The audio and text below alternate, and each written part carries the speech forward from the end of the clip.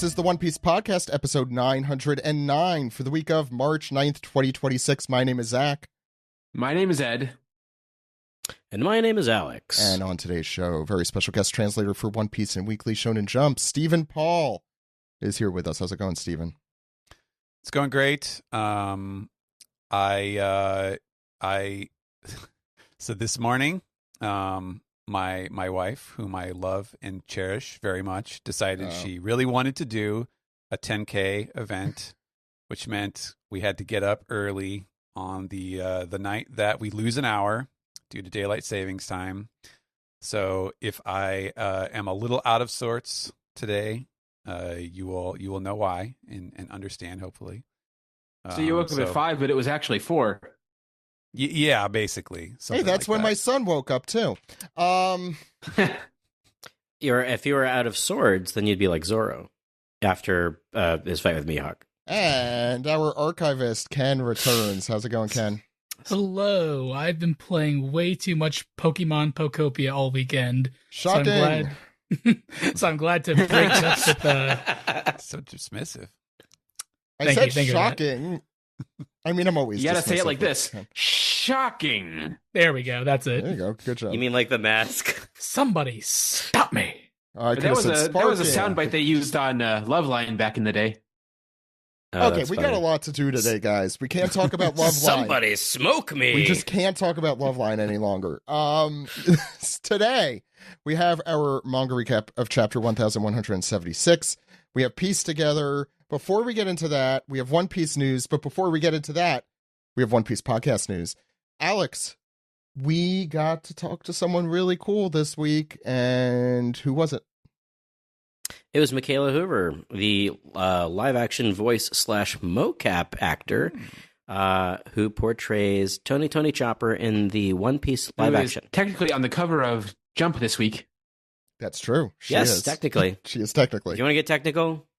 She absolutely is. Yeah, it was a great interview. Honestly, couldn't have gone better. No, right? I couldn't have gone better. It's supposed to be 20 minutes. It was an hour, so that's how you know it's good. And it's too bad she didn't get to appear on Jimmy Fallon this week with the rest of the cast. Well, Mackenzie wasn't there either.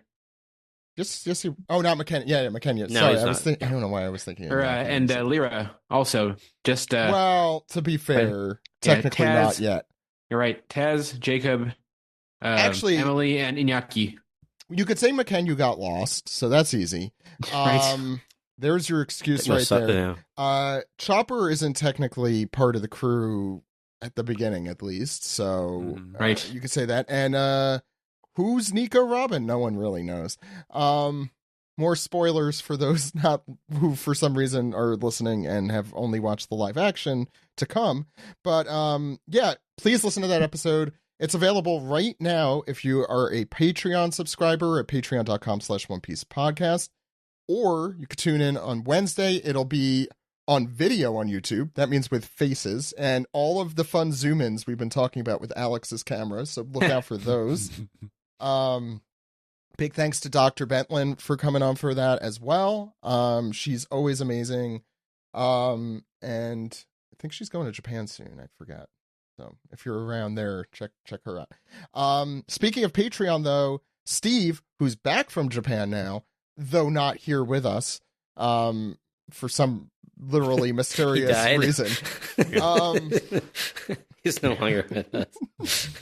I said he's not with us tonight. I didn't say generally.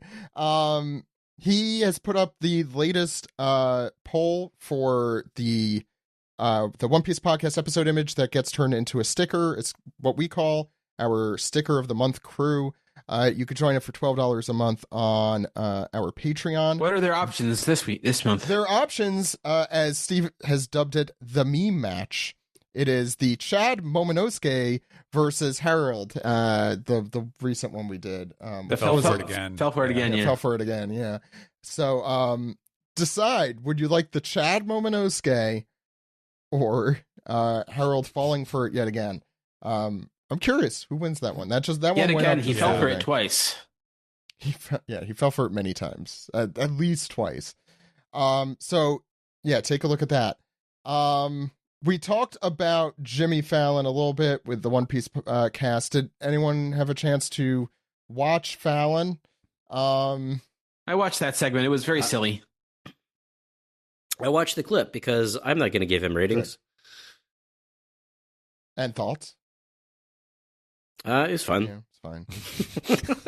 Taz was very silly. I mean, Well, Taz, yeah. yes. I mean, they're all quite silly. I think if you're going to watch anything with the One Piece cast, though, you should definitely watch our interview with Michaela Hoover, which drops on Wednesday. I will say, the One Piece podcast, objectively better than Late Night with Jimmy Fallon or Tonight Show. The Tonight Show, yeah. The Tonight Show. Late Night was his previous one.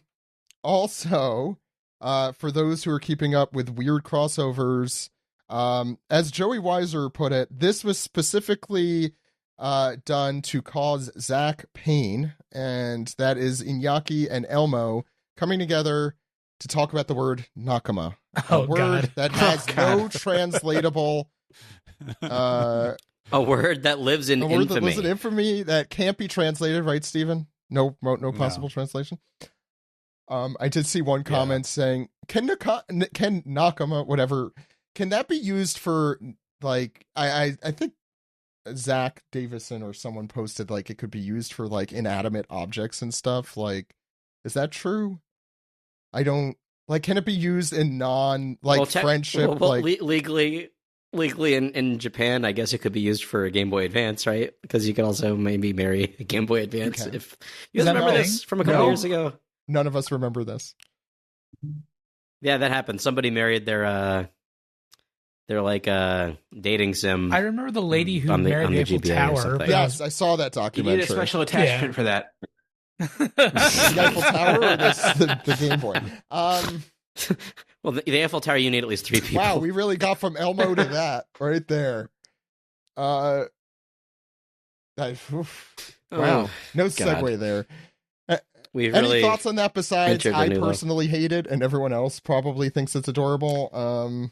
I hated it too. One, Elmo sucks. Yes. Two, the word nakama translated, not being translated in English, is something that I've Nails on a chalkboard. It's cursed. It's a I was cursed gonna say- thing. I was going to Yeah. say it is like a cursed butterfly flaps his wings in 2003 or whenever that was.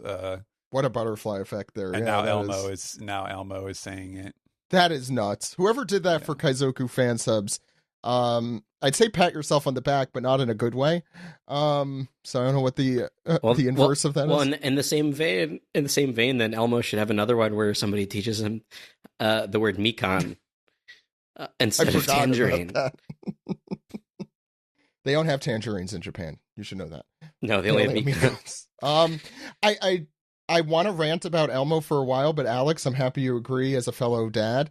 No, Elmo sucks. He's the we could worst. talk about this in a Patreon only segment or something, because I could go on about this like in detail. Elmo belongs in garbage land or wherever he Oscar went for that movie. Where Oscar lives, you mean?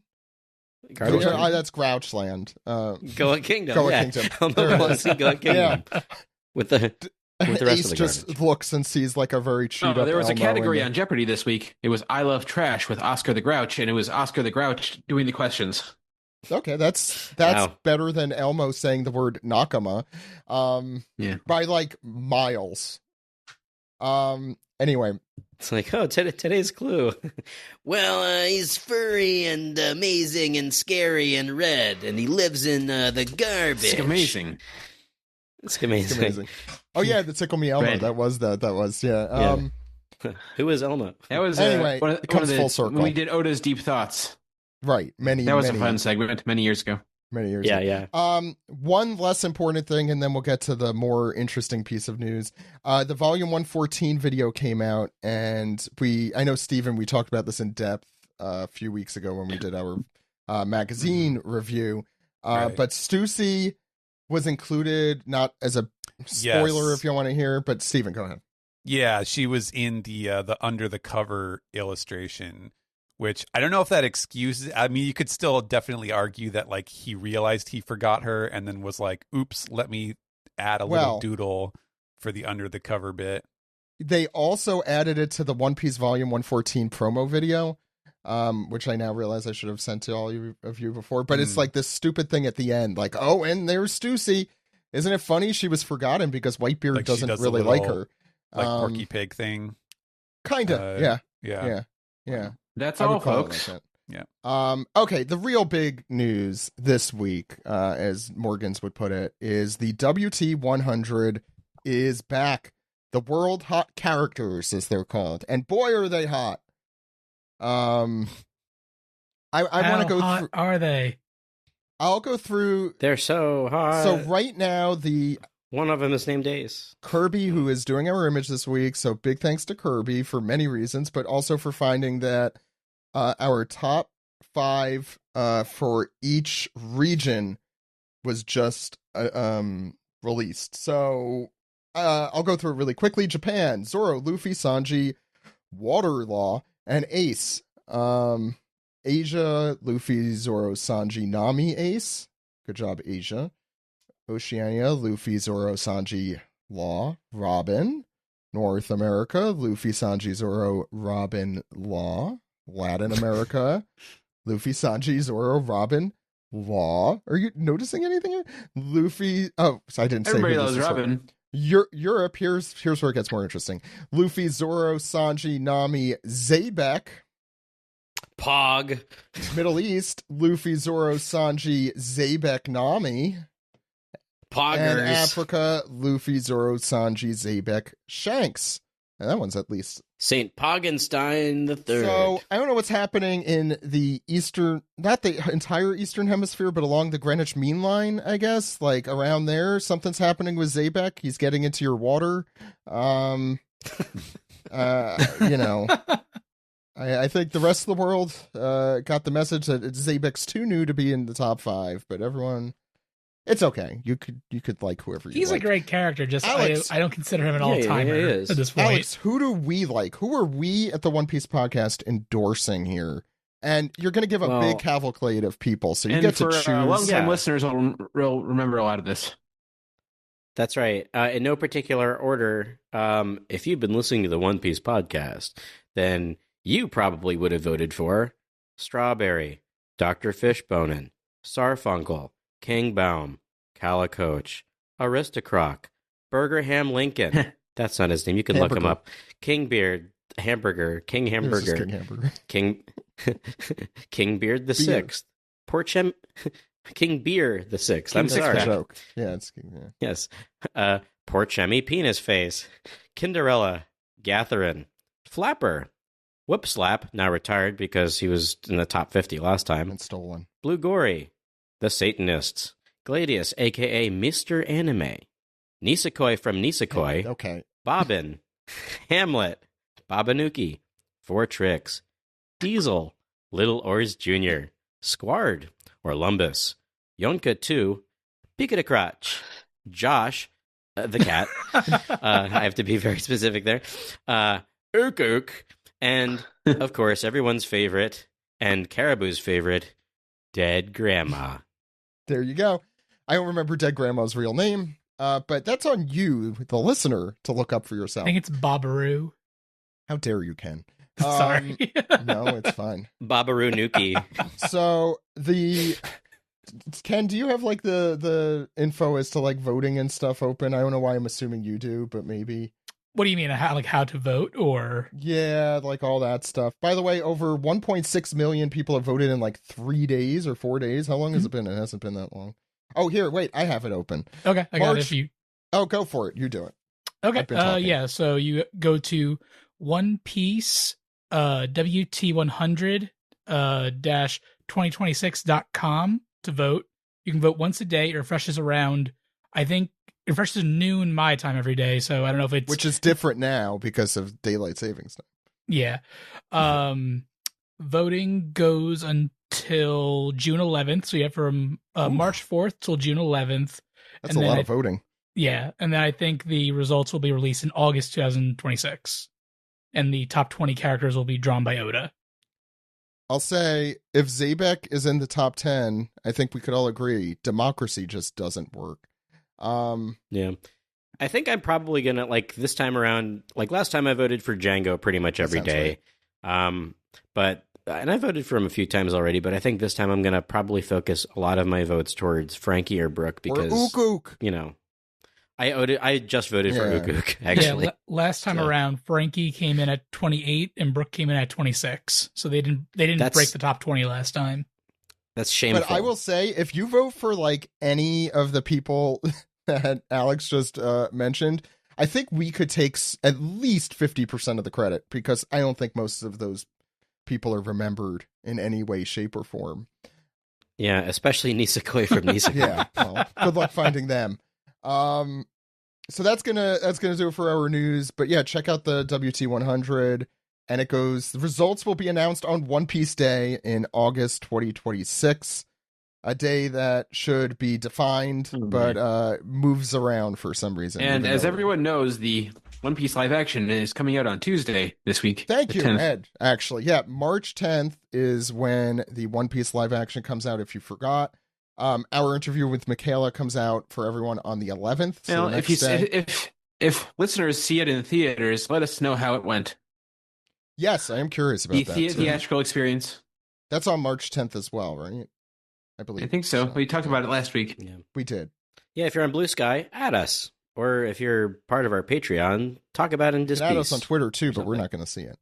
Or right. Instagram or wherever you get your social media or podcast. Just let us know. Spotify has comments. You could let us know there, I guess. Okay. Let's do some manga. You guys ready? Hell yeah. Oh, yeah.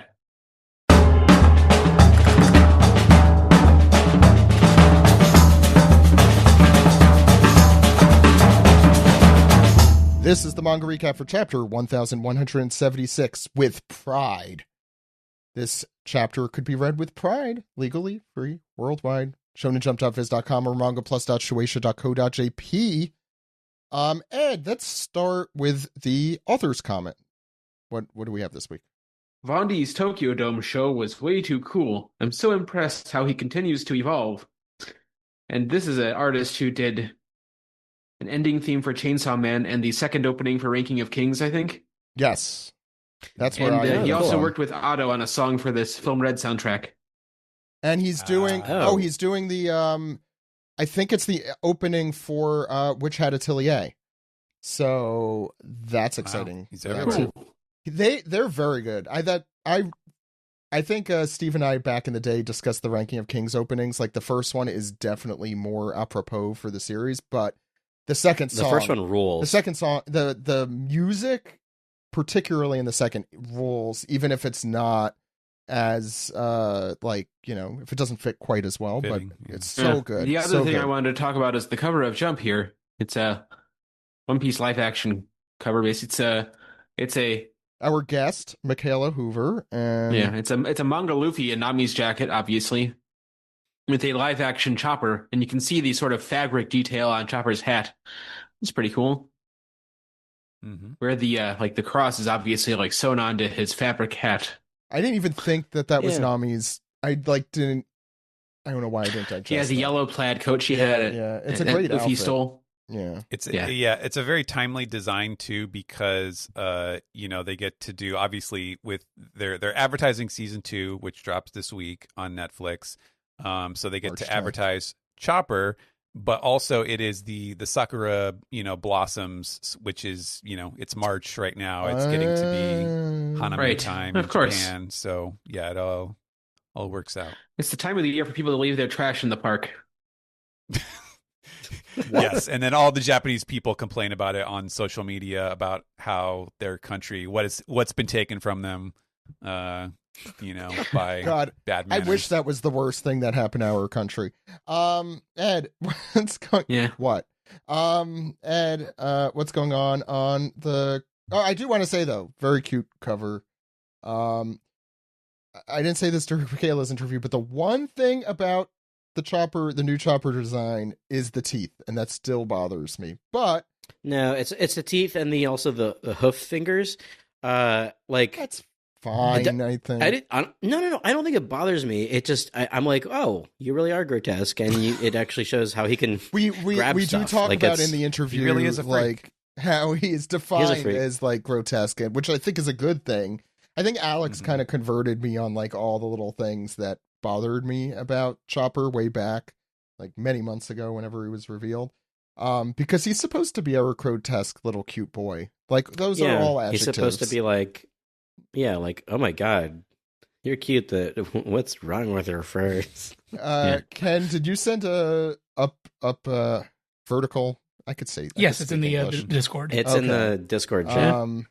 So Ed, do you have it? And if so, yes, I do. It does kind of bother me. It was hard to read. Yes, it also bothers me. So yeah, it's a big One Piece color spread with our favorite Straw Hats and including the Sunny and lots of treasure. And do you recognize what this is an homage of? Not to put you on the spot. Not really. This is a recreation of volume 12. Yeah. Ah, cool. Yeah. But with all the current crew members and the Sunny. Didn't they just recreate that with the live action cast? Yes, they did. I think it's probably related to this. Yeah. It was front of mind. That one freaked me out a little. McKenna looks odd in that, but it's cute.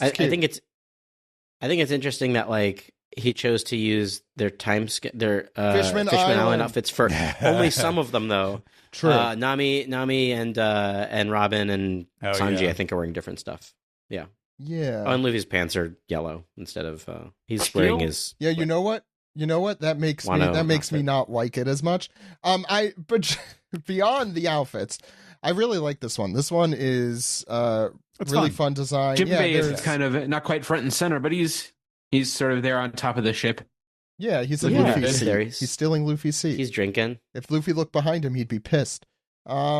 But no, seriously, I love these kind of ones where it's just everyone having fun. I'm not really upset. Frankie with the pompadour instead of his stupid ass General Frankie, or not General Frankie, but his usual like post, his post time the default, I think it was like, I made a huge mistake pretty early on, and not his plate. He's going back on that. Yeah, I think even like he gave himself like a just in case thing. The fact that he can change his hair was okay, it's a fun idea, but also in case I don't like this. We'll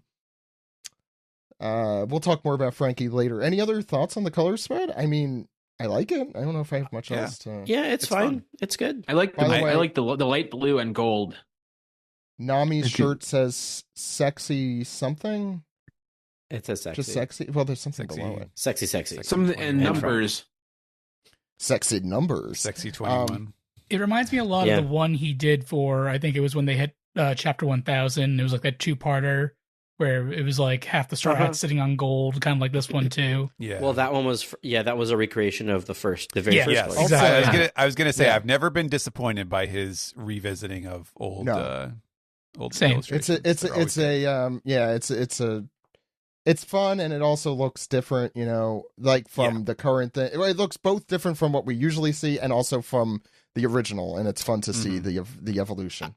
Yeah, I do. Well, evolution wise, though, I think it's kind of interesting because he did draw these sort of in the style of Volume 12. Because like everybody's sort of got like, if you look at like Sanji, he kind of looks like a little rounded, and Luffy's toes up front and center are like, that's how he used to draw Luffy's like toes. And you can kind of see Sanji's shoes. Not that it matters. Yeah. But... Yeah, Sanji's shoes have like rounded. They're a little rounded, and everybody's sort of like. I think he's sort of trying to emulate his older style a little bit. It's not 1-to-1 because Robin's if you look at bangs. Robin looks excellent. Yeah, I was gonna say, it's definitely the bangs, and the red shirt, but yeah, everyone who's not in their Fishman Island designs looks especially excellent. I think this is a great Sanji though. I think the roundedness is good, so. Yeah, I think everyone looks good. Yeah. Keep on trucking, Sanji. I like too that it's the Sunny, not the Mary in the background. Me too, because Mary's dead. Been gone forever. Yeah, it's better now that it's Sunny that Mary's dead. Yeah, Sanji definitely has the Steve Buscemi look here. Anyway, Alex, go ahead. Sorry. I didn't know that the Sunny had a canonically red nose. I'm not sure if that was reflected in the anime or not. Sunny the red nose lion. Yeah. Anyway, let's get into the chapter. Ken, first set of pages. Alrighty, starting off here. we have a wide shot of the destruction of Loki's final blast in the last chapter, just completely decimating a part of the Hellbath branch there. Frankie is down below on the branch saying, "Yo, what kind of party's going on over there?" And then we cut to Frankie and Lilith. I guess this is by the lab that Lilith started setting up. And Frankie's, "What you doing, Lilith? That was the box Vegapunk was in, right? What's in the box? What's in the box?" And Lilith is like, "I'm glad I left it right here by the school. It's the Vegapunk's head." It's a head in a jar. It's a fucking head. Futurama head in a jar is what it is. Exactly. Yeah. Just a giant jar. Lilith goes on to say, "It's the ODC, the Omni Drain Converters." And Lilith pulls out these drain out his brain fluid and put him into a... Yeah, anyway, go ahead. They look like the shield, the portable shield things from Gundam Wing that are on the shoulders of those mobile suits. Yeah, that is what that looks like. Well, I forgot what those are called, but like in the second half of Gundam Wing, I know what you're talking God, about. I used to know Mercurius. Yeah, I think you're right. Yeah. And and the other one. Mobile dolls. Yeah, they're supposed to be kind of like funnels. They're a cool thing. I don't remember what they're called though. By the way, well, funnels. Before we even get into the Gundam substance of this, I was so shocked when I saw this first page on Friday during when Shonen Jump releases the first page. Like, this truly shocked me because I was positive he forgot these people existed. Right? Same. It is very jarring from where we left off last week. Bonnie's It's like, on this by the page way, too. It's shocking. Sorry, Ken, go ahead. Yeah. All right. So as Lilith has explained the function of these, Frankie is giving the same look that my dog gives when she's just staring at me by tilting his head. 100% true. Lilith continues, "Their hover function should work in Elbath." And Frankie's like, And then you see that Bonnie is riding on top of Frankie's helmet, which is just a very cute image. Oh. Lilith goes on, just feel. It's everywhere, all around us. That's energy. Have you ever run off a more potent fuel than cola? And then Frankie's head somehow goes a full 90-degree angle, saying, "Huh?" You know what's better than cola? Midichlorians. It's a monster. I was going to say gasoline. Here, Frankie, here's some Baja Blast. Let's see what happens. We get another widespread of just Elbath in general. I guess it's on fire. There's smoke going around. And someone's saying, "No, the fire's spreading. It's a nightmare. The whole world's coming to an end today. Did you see that dragon? It's bigger than Kaido." So this must be one of the Straw Hats probably talking. Yeah, who else would have seen Kaido? I wonder who. Then we cut to the Straw Hats running into Usopp saying, "But that was clearly Luffy riding on its back, right? So is the dragon on our side?" And then Nami picks up, "That idiot without a thought in the world. Zeus, are you ready?" "Sure thing, Nami." I guess who's this? So this is Jinbei. "It's quite fearsome, but we should hurry, especially if the children are out of harm's way now." And you have Robin in the background checking on Saul, who's still laying down all bloodied with thorns sticking out of his body. And ouch. Who's the one here saying "ooh"? Like, that looks ooh. But Saul's like, "Sorry, I know, I gotta get up. Are you all right?" And then it cuts back to Nami. That's okay. Sanji Here we go. You're all right? Is that Yes. Sanji? Okay, yeah. That's Sanji asking you, right? Yeah. Yep, correct. And then we cut to Nami. "Okay, here we go. Zeus, mission critical." And next page, we just see the entire library in full blaze, burning down. Shit. And Nami continues, "Put out the fire in the library and school." "I'm ready, Nami. I've absorbed plenty of water." And then Sanji's, "That's our Nami. She's always prepared." And Nami launches an attack, pouring rain. And Zeus, just completely like overloaded with rain, slams down onto the fire in the library. All I was thinking of here, it's like, oh no, Nami's gonna use a lightning attack to get rid of the fire because she only knows how to use lightning attacks. So this was pleasantly surprising. Yes, Steven. Agreed. I wonder what Zeus, like, is he just preparing to take like the hardest piss of his life right now? Is that what it feels like? He's just been stirring it up. But yeah, she can. He's been what a guy. edging. she concludes, pouring rain tempo. So we know it is a canonical attack from Nami's perspective. And attack it does. He attacks the flames with a downpour of rain. And Robin is urging them on. Nami, Zeus, hurry! As Saul observes, it's raining. And No shit. and Zeus is he's letting loose. He's like, yeah, go out, fire. Very, very intent. Not at all ruined by the little, twirly hat that he wears. I was just thinking of that too. It's the funniest little thing. But What about beanie? can't forget the deacified Killingham is still around, and he's lurking on the side of the panel here with one of his sleep dids, which you can tell by the the watercolor effect. And he says, "Hang on, you're breaking your word. Who said you were allowed to put out the fire?" And Nami's like, monster, look out, Zeus. And he turns his attention, as he resumes his usual dopey look. And Killingham reminds them, "You promised to cast aside the history of the world." And suddenly, the newly arrived beast chomps onto Zeus, just takes a big old bite of cloud. Yum. And yeah, probably doesn't taste like much. And Zeus screams, and now he's like, "Zeus!" And Saul is reacting to this new monster. He says, "A snake? No, it's a lindworm," which is one of the mythical Norse monsters. It's basically like a dragon, but it is more snake-like. Yeah, this is like it's like that T-shirt. Snake? No, lindworm. The hippo? Yeah. Frog hippo shirt? No. Nice. Lindworm Richmond. She sits there and says, "Talk amongst yourselves. I'll give you a topic. One That Piece." is so specific. Yeah. And and just to remind you of where these guys came from, we have the return of the little essay captions that says, "What I'm afraid of, lindworm," and it. I like how his teeth are kind of crooked. Yes, they're Yeah, great. it does. Yeah, it does the like. Makes it scarier. I'll say two things. These kids are great artists, I think, generally. This is fantastic. Second, now, Steven, because of the way you just did that, I hope when they have it in the anime, they read it and they just have a classroom full of kids saying it at the same time. Yeah. Lindworm, Like, who's that Pokemon? Right, yes, It's Lindworm. yes, exactly like that. It's my mom. Yeah. So Crunchyroll Dub, if you're listening, this is a free idea. Please take it. Go ahead. No. Toei won't give us shit. They're not going to do that.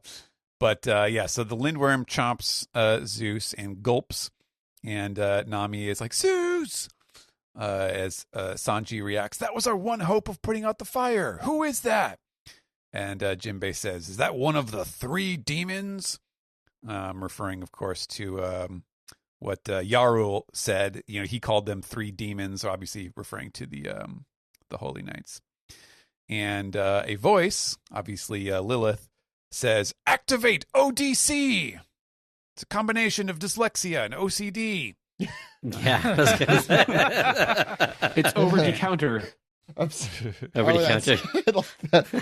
Obsessive disorder compulsive. But yeah, I like, thank you for mentioning the 3 demons thing, because like Joey, I'm like, oh, they're introducing a thing now. Here we go. Oh yeah, the 3 demons. It's the Sanma. That's what they called them in the scanlations. So you're gonna have to get used to that. The Sanma sounds. Sanji's worst nightmare. The Sanma sounds like a Vulcan mating ritual. Isn't there something like that in Star Trek? Ponfar. It definitely Ponfar, yeah, Vanma, yeah. Sanma. It definitely sounds like something that a Star Trek alien calls sex. It is 100%. Jamasharon. What was it? Jamasharon? Was that what they call that on Risa? Jamaharon? Yeah, I think that is it. Yeah. What is it called in Klingon? I forgot what it is now. That's a. God. This is nerd convention here. Sorry. Well, please go back to talking about this manga panel that we do every week. Yeah, for we're the going to last talk 7 about years. something serious here, which is Vegapunk's new inventions. Yeah, so on the next page, these things that kind of look like sort of like I don't know, like inflatable like ship wheels or something. They're like, They look like ship witches. They zip in like fidget spinners. Yeah. Oh, yeah, for sure. Yeah, they Hey, do look like that. Good merch. They are opportunity here. Again, Toy, you don't have to pay us, but pay us. Come on, what you don't. They are vooming across the sky, and Lilith says, "Collect heat energy," and they are just sucking up the fire, like little UFOs, and it leaves behind just crackling, like it's just absorbing all of the heat entirely, and leaving behind ice. And yes, and then when they inflate up, they do kind of look like chip witches.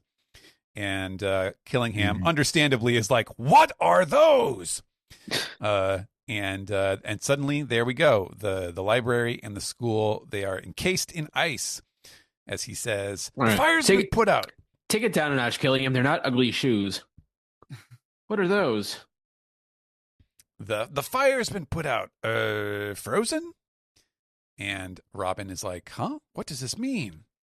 And Saul realizes, "Hey, we're in the clear. The school and library fires are out." As Lilith says, "All natural disasters are a maelstrom of energy." And she attaches like putting a like the glass on the barkeeper's like water cleaner, like she just kind of like sticks it on. Or I don't know if you've ever been to a sports event where they have the beer cups that fill from the bottom. Oh yeah. Yeah, very similar to that. Yeah, and it just fills up one of the sort of classic cola bottles, and she pops it out and tosses it to Frankie. Says, "There you go, Frankie. Try using that. The first one's free." Thanks, Mean Joe. The rest are microtransactions. Oh, his new dealer. Ken, were you talking about the Mean Joe Green Coca-Cola commercial? Yes, thank you. Yes, very good. Heard that. that is actually a good. Yeah. Tossing him a jersey, yeah. Sweaty jersey, yeah. And I he's use soda, thank you. This is just backwash. He's like, "Hey, this You bottle's just shook about this. You just shook this. I gave it to you. Yeah, Sorry, yeah. Steven. Yeah, it's the 4th of July. It's the prank. April, the Bart's or the April Fools. Yeah, It's that's about right. April 1st. Yeah. Yeah. April Fool. Boom. Yeah. That's a clip shot. It's literally pulsing in Frankie's hand, and Lilith says, "Indeed, I call it Super Vega Cola." Here's what I did. I took regular soda, Yeah. I shook it up, and then I gave it to you. Good luck. I mean, that's basically like what happened here. It is just taking the soda and adding energy to it. Right, yeah. And to be adding fair, fire. Yeah. We'll call it Vega Fire. Cola, and then people will hate it, and then we'll rebrand it as old Vega Cola. Yeah, Vega Cola and then Classic. Vega Cola yeah. Zero. They won't stop. We'll make a fortune. She says, "Your innards are immaculately designed, just as advanced as the pacifistas, which is why I was stunned to learn you only use cola to power yourself. You see, Frankie, fuel is passion. Use this stuff and your raw power will explode." Love Yeah, this Frankie. panel. Love Super. Frankie is stunned. Yeah. Yeah. Yeah. And her eyes are almost kind of sinister there. No, She is they're Yeah. well, she is evil, to be fair. Yeah. Now she's everyone, I think, right? Didn't she officially convert to now I'm just the amalgam of whoever remains? Yeah. Well, she can connect back to the others, but she's still herself. Right. Okay, I guess. Mhm. Yeah. But I do love this Frankie. I do feel like the whole the pacifistas, they run on whatever 500-year future technology or whatever, and the idea that Frankie did that also to himself while he was operating on his stomach or whatever maybe stretches believability a little bit, but whatever. I guess he was. Hey, it was 500 years in the past too, or whatever it was. So yeah, maybe he was I guess you could say he was doing upgrades in Baltimore or whatever. When he was time skip power-ups and stuff. Yeah, well, he was Right. at Vegapunk's lab, remember? That was how he got the designs.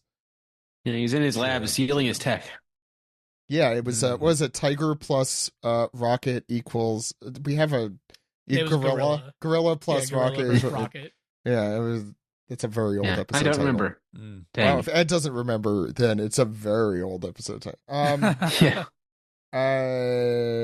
Ken, right? Ken. Next page, we cut to Zeus and what apparently is inside the Sleep the stomach of the Noah. lindworm. He's like, It oh, looks like based on where the voice is coming from, it's like in the middle of his throat. yeah, it's like halfway down. It looks like, but Zeus is like, oh, it's too dark. Help me, Nami. Please help me. And Nami's like, hang on, Zeus, I'll save you. Just like looking up at the worm dragon monster. And Robin goes, Saul, can you guess the library? And poor Saul just, yeah, you bet I will. I know you must be worried sick about the world history O'Hara left behind, Robin. Taking And we advantage. get a brief here, shot Robin. of Killingham with a very shit-eating grin. And he orders the Lindworm to devour the library, sleep tid. Don't give them a shred of hope.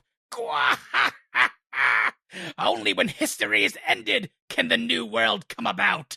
And he's gone full evil at this point. The teeth He's are been fully- full evil this whole time, and his teeth have been like this the whole time. Yeah. Yeah. I hope he actually does eat I shit, feel by like the way. the knights that have been like kind of like reserved for the most part, and now they're leaning into the evil for the like they've like been playing a game. Now they're like having more fun. No, with they've it. always been this evil. We just have not seen. No, we've the entire time they've been trying to murder children. Ken, Gunko and Summers got until Summers got punched. A couple was it last chapter or a couple chapters ago? yeah, That was last Yeah, it was last chapter. Yeah. But- Yeah.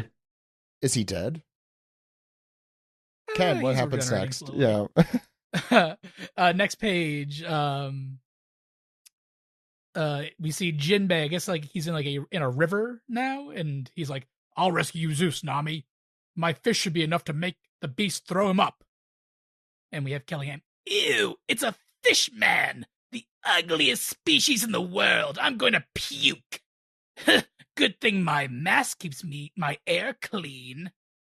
what voice is this? I'm trying to pinpoint I'm it. just going for something evil and shitty. I don't It's know. a voice. It's No, not it's a just- good voice. yes. Me, yeah. It feels like that G.I. Joe guy mixed with Oh, it is a little Cobra Commander. Cobra Commander. Yeah. Thank Cobra you. Commander. I Yeah, lost okay. my- mixed with like the Good call. Joker or something. Yeah. That's Oh, how yeah, I I think don't of think it. it's a river.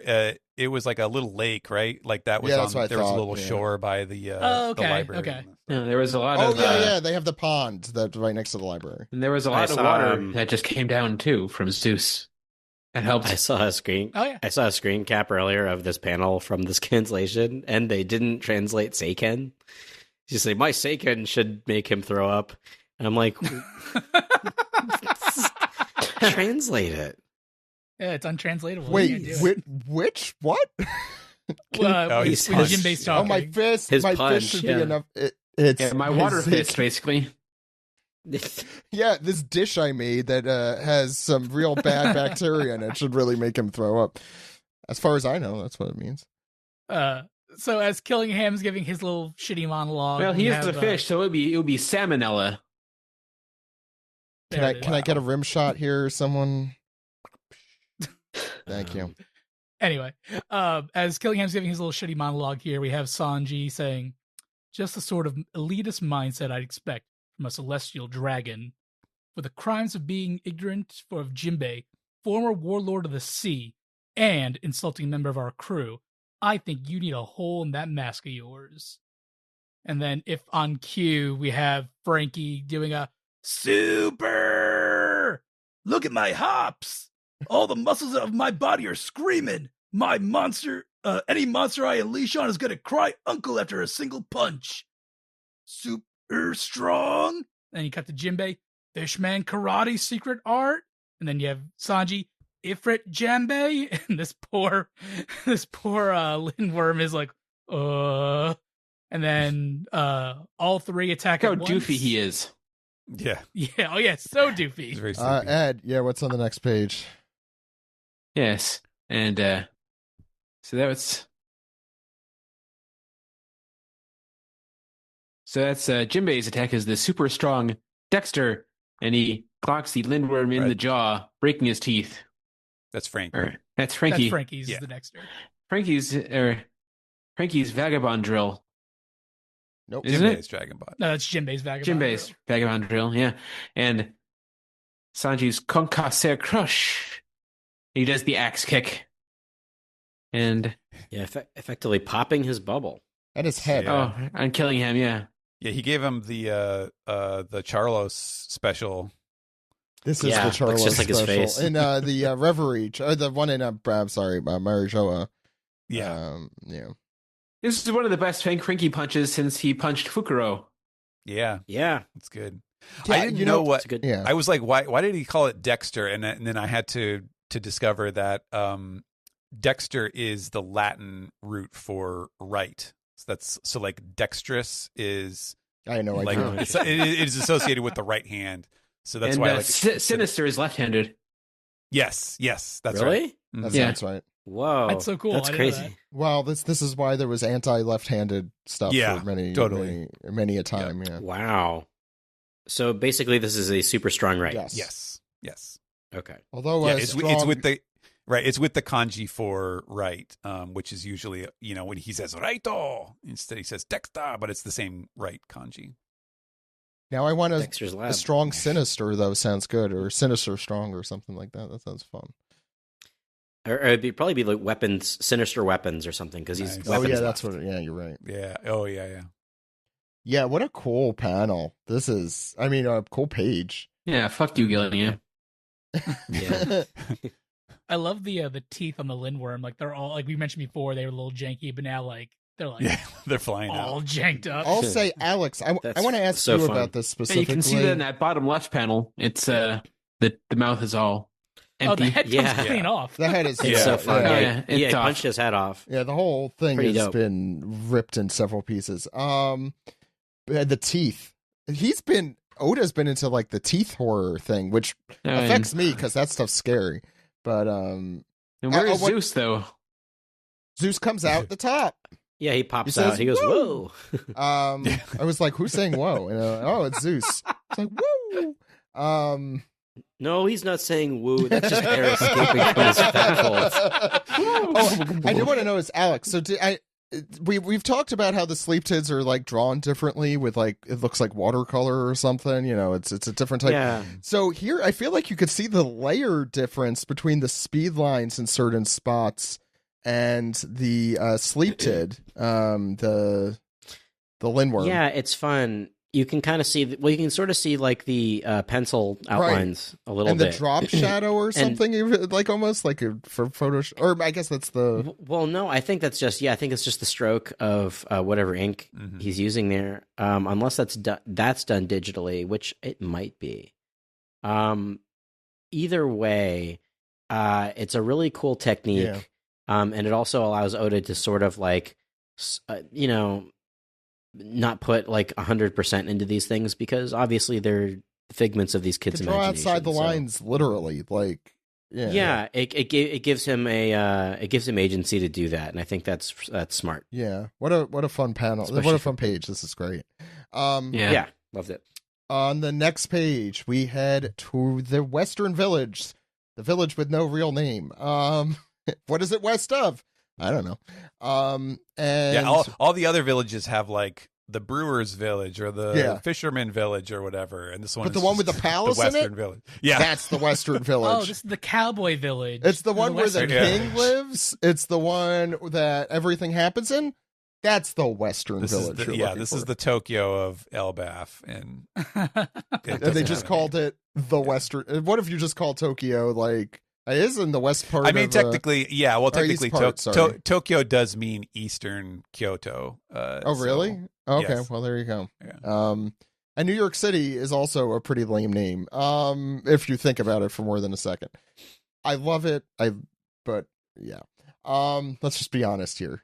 It's no Istanbul.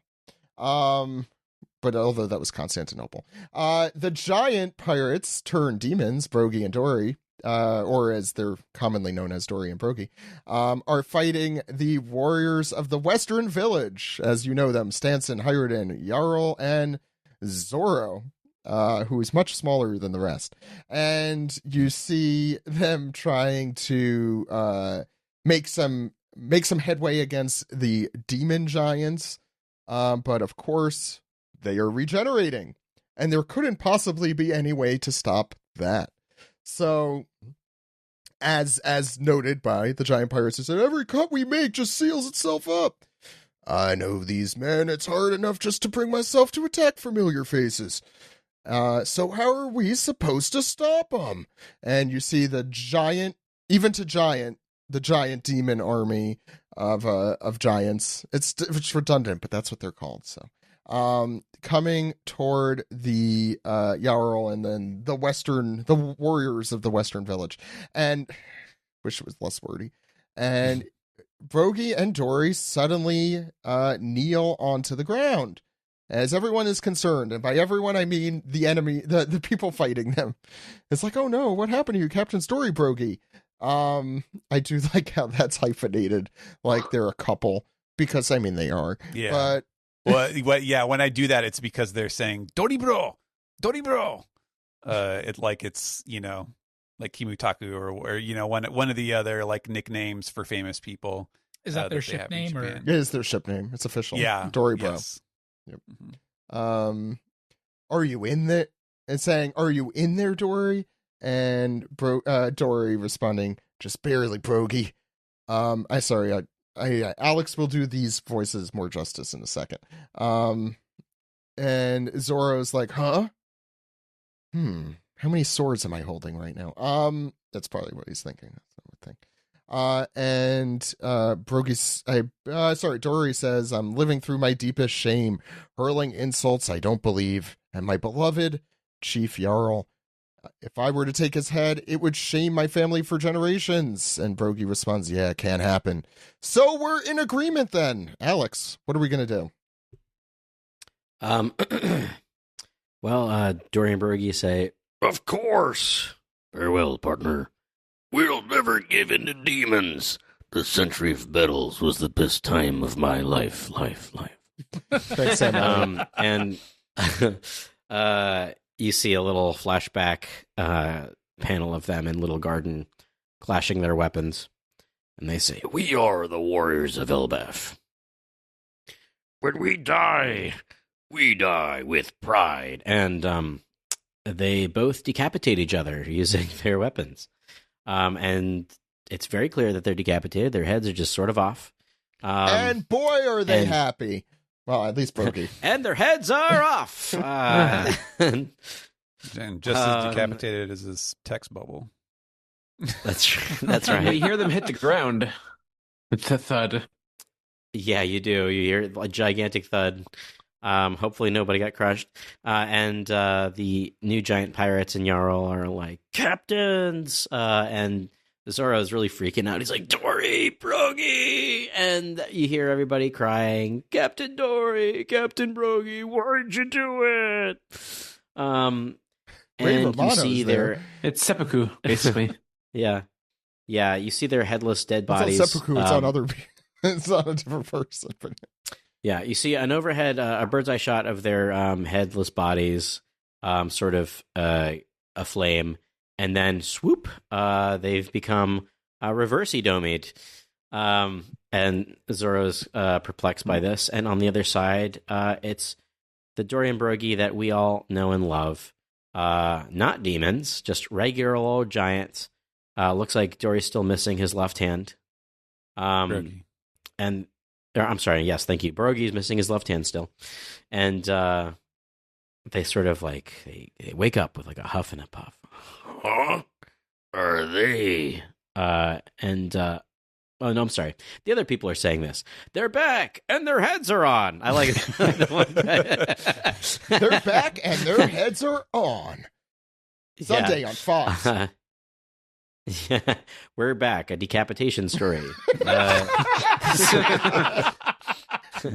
And then Jarl says, "This must mean," and this is next page. This gigantic spread of this doom of Stanson, Hyruden, Dory and Brogy, and Zoro. basically lay it all out for us. If they die, they stop being demons. So Brogy says, even the most mangled corpse is the picture of health when you flip it over. Hyridin says, no need to hold back. All we have to do is inflict fatal damage to turn them back to normal. And Dory says, that's how you get back into character. Yeah. Like chopping their heads off or running them through the heart. Come on, these are our comrades. We can't do that, can we? And Zoro just says, so we can do whatever we want. And the bottom of the spread, we have this army of gigantic domed giants. And you hear, hey, get the children inside. There's going to be a lot of violence. You know what I'm saying? And Zoro says, yeah, I hate to see it. Brogy says, it's a real shame. Or, it's a real shame. Dory says, it pains me on the inside. Hyridin says, a real heartbreaker.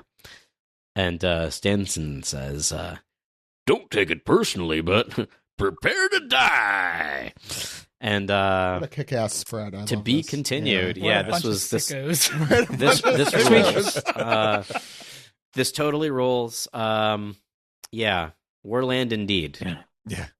Yeah, they love cutting heads the giant off. Sicko pirates. I just picture all, you know that meme with the guy looking through the window? Like, it's all Yes, five of them looking yeah. through the window in the panels. I see what you're doing. Yeah.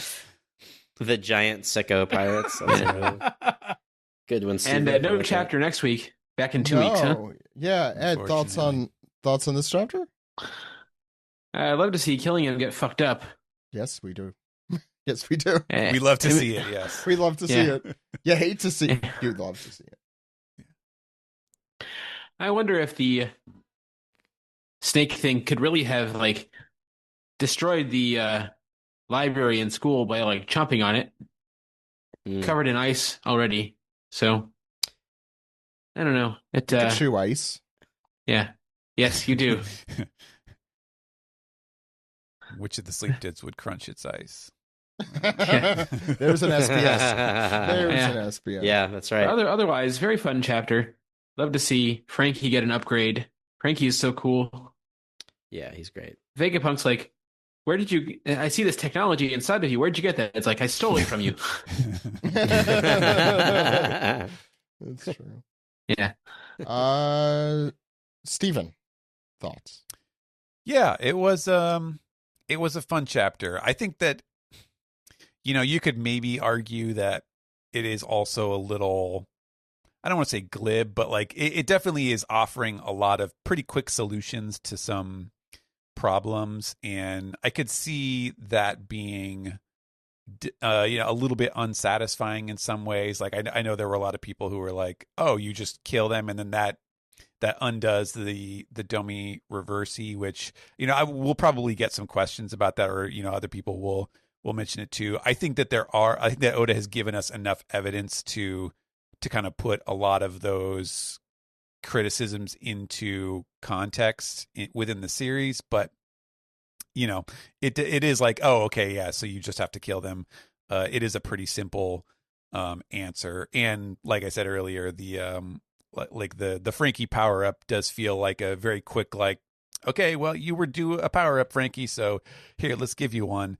But having said that, yeah, it is satisfying to see all of this, just kind of bam, bam, bam, like lined up, and to have happen with some pretty awesome spreads and stuff. So that was a lot of fun. And yeah, the last spread was a lot of fun to work on, specifically just because it's like, oh, okay, I see what Oda's doing here, where, it's like, okay, all the giants are like, oh no, we have to like battle to the death with our best friends here to like turn them back to normal. Oh no, don't anything but that. Having this like very very thinly veiled like facetious response, and then getting to like play that up in the text and stuff. Hate to see it is chef's kiss. Good job. That does convey that perfectly. That was a fun one. And of course, the most bloodthirsty Straw Hat is leading the charge. Yeah, right. Well, the post OPLA, he's definitely the most bloodthirsty. Yeah, God, and like trying to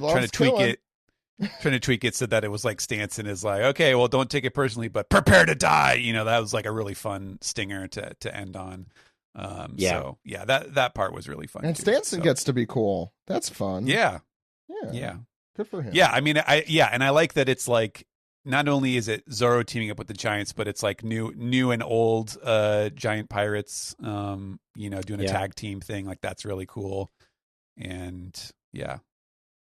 I do think Stanson battling the very people who tried selling him off in an auction is also pretty poetic.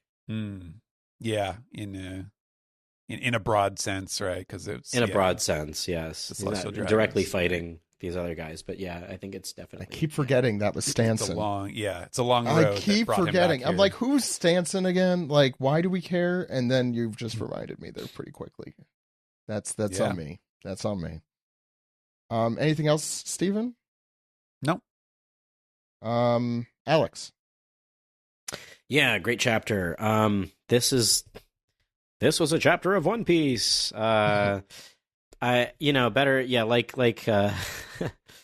Like Steven said, better late than never. I feel like maybe this was sort of in the pipeline for Frankie during Egghead, but there was so much other stuff happening that it was really hard to give Frankie a moment to shine like that. I don't know if that was, these energy disc things sort of do come out of nowhere, but it is nice that we're like, oh yeah, remember Vegapunk has this like gigantic, box full of goodies / Vegapunk's body maybe. Also, as a Frankie super fan, I'm really happy to see him actually do something, and get like a power up on par with the people that they're going to be fighting in the future. And I'll say the same thing with Nami too. She finally learned a new trick other than lightning. I was honestly expecting after Zeus to get eaten, like him to her to say, hey, use a lightning thing and rip him open from the inside. But I guess this also gave like Jinbei something to do as well, because who knows if we're going to, I wonder if we're going to get to see them fight more at all this arc. I kind of hope this isn't it for Killingham and Summers, just because I want to see them actually try and battle. But the bubble bursting on Killingham is very satisfying to me, and I really want to see that reaction afterwards, that he's, oh no, I'm breathing in air from the downstairs. Oh, it's going to be like in Toy Story when they hit Buzz's helmet. Yeah. Or at least maybe at this point, like Summers and Killingham are going to retreat and we'll have to fight them later. But back to this Domi Reversi remedy. I think Joey said it best on the podcast. Like, it's a little lame, but when you think about where we are and the repercussions of this, it's going to make for a lot of fun. And I'm really looking forward to that myself. And it's also like we are also on the verge, I think, possibly of Loki getting domied by Emu.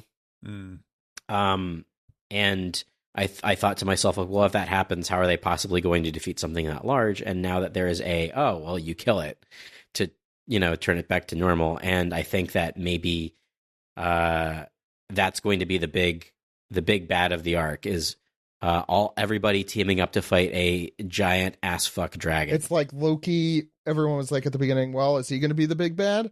And then it's like, no, he's not going to be the big bad. Oh wait, no, he is going to be the big bad. It could. Yeah, that's where I'm leaning here. Just because it's also cool. It'll be cool to see them fight and kill a huge dragon, and maybe we'll get to see Usopp wield Ragnir somehow. Maybe using Biblo's powers somehow. I don't know how that works exactly. I'm still on team like Usopp gets to use a big ass fuck 1 million pound hammer or whatever. 1 million tons. We did the math, and I think we decided that it was actually we talked 10, about 000? that, right? You guys did, I think 10,000 ton, 100,000, something like that. 10,000 ton hammer. It was like a multiple. Go back and listen to to episode 900. We talk about it. Yeah. I don't know. I think that has potential to happen. And the fun thing is once they kill the cool big dragon, Loki's fine. He's not dead. Just the evil Domid version is. This gives Oda a great opportunity to create some really fun battles and violence. Mm-hmm. And then I wonder, of course, like, if somebody gets Domid, will Luffy refuse to kill them because he doesn't do that? I don't know. This kind of explains, I guess, Zabek in God Valley got Domid, right? Oh, and God. Then he is back at the end after they, like, kick his ass, remember? Roger and Garp. Yeah. And then he gets his head smashed in after by that's right. I forgot about that because I thought to myself earlier, I'm like, oh yeah, he got Domid and then killed. So is he like lurking around somewhere? But if that's the case, that explains that little epilogue. Like, why was he still alive? A little okay. Yeah. Yes, I'll say that, like, when we're at the during the God Valley flashback, and you find out that, like, oh well, the only way we can beat this guy is to really, really use hockey super hard. And I thought that was kind of lame. I thought that was lamer actually than this. Yeah. This is actually kind of like, it sort of ties in with that a little bit. I guess that was maybe the only way that Garp and Roger could have done. Well, no, the Conqueror's hockey, I think, was for Emu, like Emu possessing someone, because that's what was happening to Harold.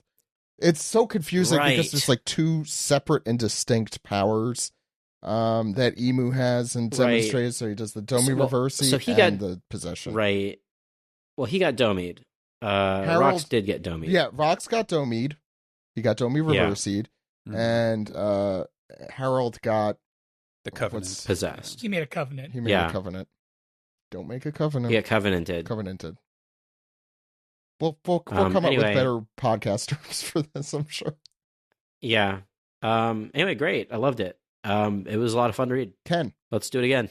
Right now? No. All right. Page 3.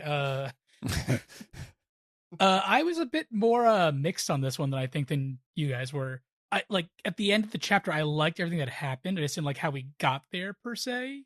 Like I've been waiting for Frankie to get a huge power up now from Vegamunk for a while, and I don't know if I was thinking too much back to like Ennis Lobby, where like the different drinks affect Frankie's personality. And that was hair. filler. No, I'm sorry. You're right. No, there was canon. There was a canon. It was gags, but yes, it happened. So I was hoping like, okay, he gets a super cool. I was hoping for not necessarily a transformation per se, but like give me like a distinct like from what we see in this chapter, he just jumps higher and gives a bigger punch. I'm like, okay, I guess that's a power up. So I wasn't like overly thrilled with that. Like I'm happy that Vegapunk and him are working together. That's all I wanted during Egghead. Like, okay, that's fine, I guess. A super cola and whatnot. The answer to Domi Reversi is fine. I just think that it's very funny that, okay, Dory and Brogy kill each other at the end, and then the last like panel, they're all talking as if like, oh, that's the solution. We kill like they're so sure that okay, that's exactly what happened. Like they're not like there's nothing else could have happened there that undid like maybe you have to behead the person, maybe you have to do this. It's like, nah, just kill them. It's a killing blow. That should do it. Like maybe there's more to it, and we'll see like, oh, it's more than just a killing blow. It has to be a beheading, or it has to be something else. But there's also like, okay, that's exactly what it is. Wait, you haven't played Othello, and when you want to win, you just smash the other pieces? I haven't tried that. Oh, okay. It works. The other person runs away, and they're like, what the hell's wrong with you? But it works. Yeah. Thematically, though, I was talking in the Discord, like, the way of reversing the Domi Reversi makes a lot of sense for Elbath. I was talking about how, like, in Norse mythology, like there's Valhalla. Valhalla is like the heaven or the afterlife for Vikings, where they can drink all day, eat all day, and there's a big field where they can go and fight to their heart's content. And when they die, they respawn back in like the guild hall, brand new, no injuries. They eat, they drink, they go back out, and they kill each other again. So, okay, we're thematically on Elbath. It makes sense to see all these giants just unleash on each other, kill each other, and then respawn good as new. So, it works. I think, I'm not saying this chapter felt rushed, just we got to all these conclusions very, very quickly. And they're all great conclusions. Like, I love everything that happened. I feel like we got there so quickly, and I hope that we get to see, okay, Frankie, is there like a drawback to this cola? Is this your new standard cola? Like, do you need Vegapunk around to constantly make you a new cola kind of thing? That sounds like an SBS question, honestly. It's that nitpicky SBS stuff, but Well, I mean, like, I think Does he chew what ice you're talking now? about, yeah, what you were talking about kind of reminds me of what Oda said in his Jump Festa comment about how everything's going to be moving at a breakneck pace this year. yes, Yeah, and that's why I do truly hope that, like, you know, this isn't like the ultimate blows for both Summers and Killingham, because I feel like there needs to be more of a, I don't know, a slower reckoning, if that makes sense. I think we'll see them, because we saw Summers. You want to see them tortured slowly. Yeah. We saw Summers slowly regenerating back when he got the big Luffy punch and whatnot. True. And the Straw Hats, I think, need to learn, like, okay, you need to deliver a pretty fatal blow of Conqueror's Haki to really injure the God Knight. Because as far as we know, Sanji doesn't have, I guess he has Armor and Haki, but he doesn't have Conqueror's Haki, right? Right. Only yes. Zoro and Luffy. Yeah. Because what was it? Gabon specifically mentioned Zoro, but not Sanji. Yeah. Sanji, So like this blow to Killingham is really just a bump on the head and a shattering of the bubble. I don't think Sanji's actually doing any damage here. I agree with the Killingham thing. Yeah. I don't think anyone thought Killingham was dead. I think he's just no, but I mean, like, anyone in this room here, this virtual room. I kind of thought he was defeated, but defeated, we could talk about at least temporarily. But I just wound up like popping the bubble. He's like, that's done. it. I'm done. I'm done. Didn't Get sign me up the for this. hell out of I'm here. going home. Yeah. I'm not breathing this air. well, I do wonder if this all. That would be funny. I wonder if, like, he takes his ball I and could goes see it. home. He just leaves. He's like, I didn't Screw sign up you for guys. this shit. I'm going home. To be fair, any character, this one would. Yes. Gunko is not Domid, right? No, she's covenanted. Gunko's possessed. Yeah, she's covenanted. Okay. So I was gonna say, like, oh yeah, what if Brooke kills Gunko and she turns back to normal, and they have a fun little like moment. Yeah, but he hated her I'm still before waiting for that, whatever too. the fuck.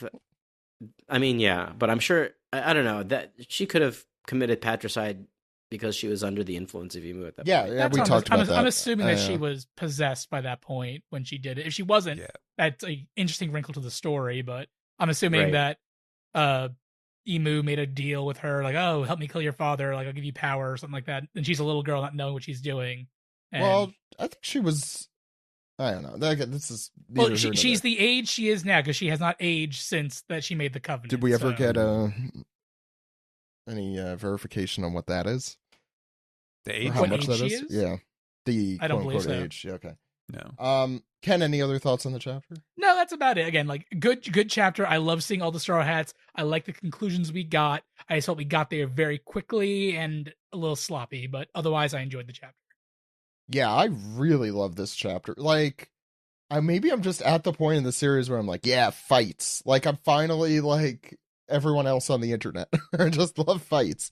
I don't know. It was just a very cathartic. This chapter and last chapter with Summers and Killingham were both very cathartic. The Frankie power up, I'm torn. I'm like, okay, yeah, maybe I wish we got a little more focus on that, but also we're 1,176 chapters into the series.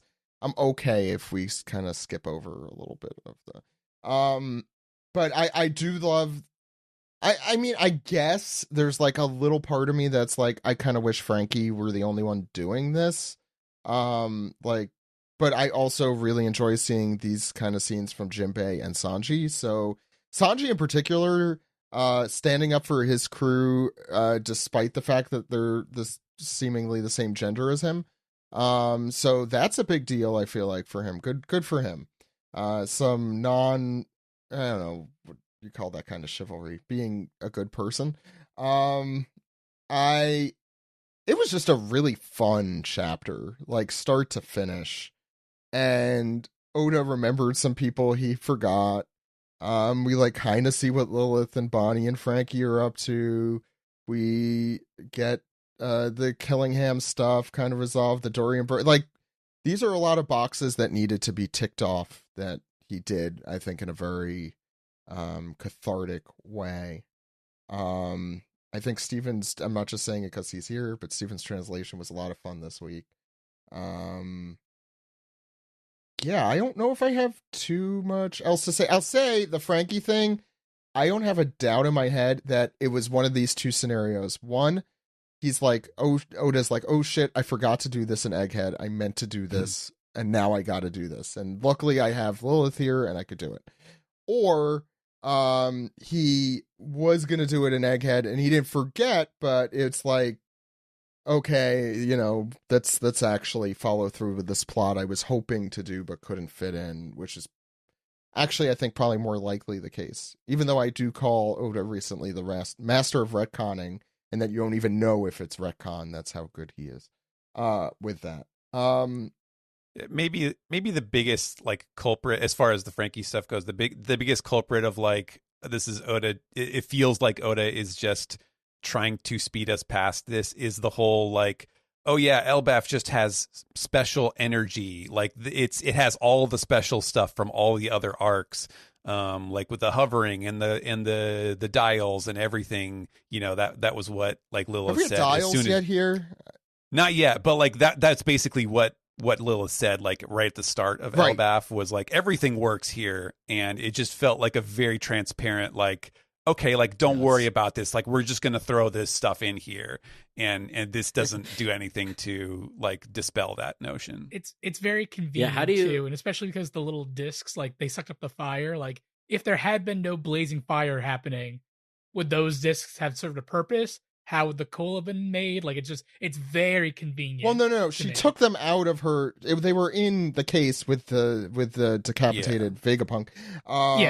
It's just an energy absorbing tool, basically. Yeah, they're back. She's talking about the energy of Elbaf and all these things, but like the disc sucked up the fire. It wasn't like they plugged into the energy of Elbaf. Elbaf energy, yay! No, I think it's more. I think it is more related to dials. Honestly, like it's sort of it is similar, reminiscent of dial technology. Like dial technology can do the same thing, only this is much larger scale, and I'm pretty sure that they fly. They fly now. They fly now. They fly now. I think that these novelty flying discs, we can't use Frisbee unless we get sued. I think that like they're basically just flying. They're flying dials. Yeah, flyals, as I like to call them. I call it Frogurt. Okay, that does it. I don't think I have any. There's nothing like, revelatory in this chapter. It was just, I think, a fun chapter is, I guess, where I will end things. Particularly the last page, which is just fun. Okay, let's move into some Piece Together right after this. Great.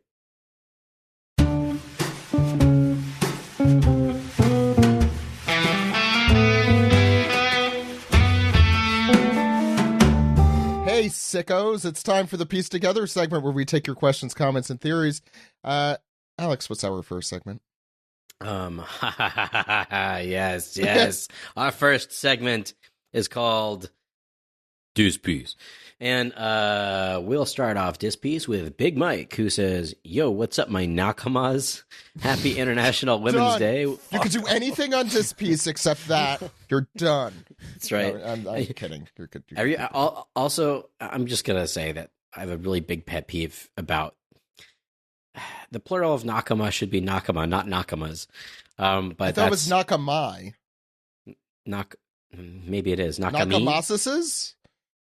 That's it's a my murder last name. of Nakama. Oh, it's a murder of Nakama. I like it. I'll write it down, even though we already picked the title. It's Go a ahead. A crew of Nakama. A crew. Yeah. That's it. I do like a murder a little bit more, but a I was crew. going to say it's a Mikan of Nakama. Okay. It's a Tomodachi of Nakama. Not as good as Okay. a Tamagotchi of Nakama. Jesus We Christ. got to move on. No, we don't. Okay. Anyway, Big Mike says the thing, and then he says International Women's Day, whether you are a Nami guy, a Robin guy, or God forbid, a Big Mom guy. If it's one thing we can agree on, it is that One Piece has the best women. Why were you reading that like Casey Kasem? You've been doing that recently. I don't know. It's fine. You know, I that just One was Piece confused. has the best women. Fine, I'll do And the that's next one why. as Casey Kasem. Oh, okay. This is Mr. And Mr. 2 Pombon Clay, a.k.a. Slay, writes, Maybe I'm fishing here for you just to do that. Go ahead. Hello, my fellow women lovers. Wow, Pride came early this chapter thanks to the giant bears killing each other. Who knew? Anyway, since it's International Women's Day, who do you each think is the most well-written woman in the entire series, and why? I might personally have to say either Robin or Belmere. Probably Robin. Thank you, and have a super week. Okay, maybe we should do a twist on this. Which one that doesn't get murdered? By the way, I was reading this from the disc piece, and as soon as I finished, Ken put an emote on it, I'm using it as like a checklist. like real time. That's fun. Is that what's happening? That is fun. Look at you. Well, the most well-written woman, Ida. Ida's was great. Ida, I mean, baby. like a recency bias there too. A little bit, but I really love Ida, and Belmere Yeah. is an Belmere's exceptionally awesome, well-written woman. Yeah. yes. It's a shame that all of these women are dead. Kureha, maybe. Kureha. also? I was going to say, Kureha yeah, is when a I great think of one. like well written, I'm also thinking of like what are like characters who are kind of conflicted, or they have like very obvious flaws that Yes. make them more complicated, and I do think that Kureha and Belmere work pretty well with that. Yeah, there are many. I think Robin Mhm. at times fits the description and at times does not. Like I feel like if she were like existing outside of the series, she would. So maybe that's the best example of that. I'm trying to think of. I want to say Boa, but like the whole like just like head over heels for Luffy thing kind of doesn't gel with that. But like the entire early backstory with her and her sisters, Yes. and escaping slavery and regaining her power and like And all, kicking like, puppies. There's something. Yes, well, there is something there, but then it's kind of done away by the usual One Piece shenanigans. But Well, it can I seems that say Kiku, yeah. Yeah, I feel like that's that's a good I one. feel like she's a well-written one. Oh, Hiyori, I like Hiyori's entire story too, where like she has to like pretend to be someone else for her family and kind of like deal with some True. assholes for Yeah. years and Yeah. whatnot. There's something there, and she again, it's a bloody killing revenge story at the end. Like she kind of goes Right. in on it, but that's a pretty compelling story. You do say I something do there, like but how this she would- does that. Yeah, go ahead. You say something there, but we're trying to figure out the best. Anyway, Miss Merry Christmas. Lady Tree. Do you mean your Okay. favorite or the best written? Best written. well, I like, think. What Well, about the Boa villain thing- wise? Like, Well, go ahead. I will say, Yes. Boa though the I Love Luffy thing we found out recently is a pretty hereditary thing. Right? That's just part of the lineage, right? It's part of your. Yeah. It's in your blood to love Horses. one man. Oh, Well- the Seraphim thing, right? No, I'm talking about No, like that's Gloriosa and Well, The no, but we Empresses. knew all them. that already because that Yeah. was Shocking. mentioned. Yeah, Elder Nyan, as she's now known, Yes. did mention that took out one of the like that was a speech that was given at that time. people Love is talk a about hurricane. glow ups. How about a grow down?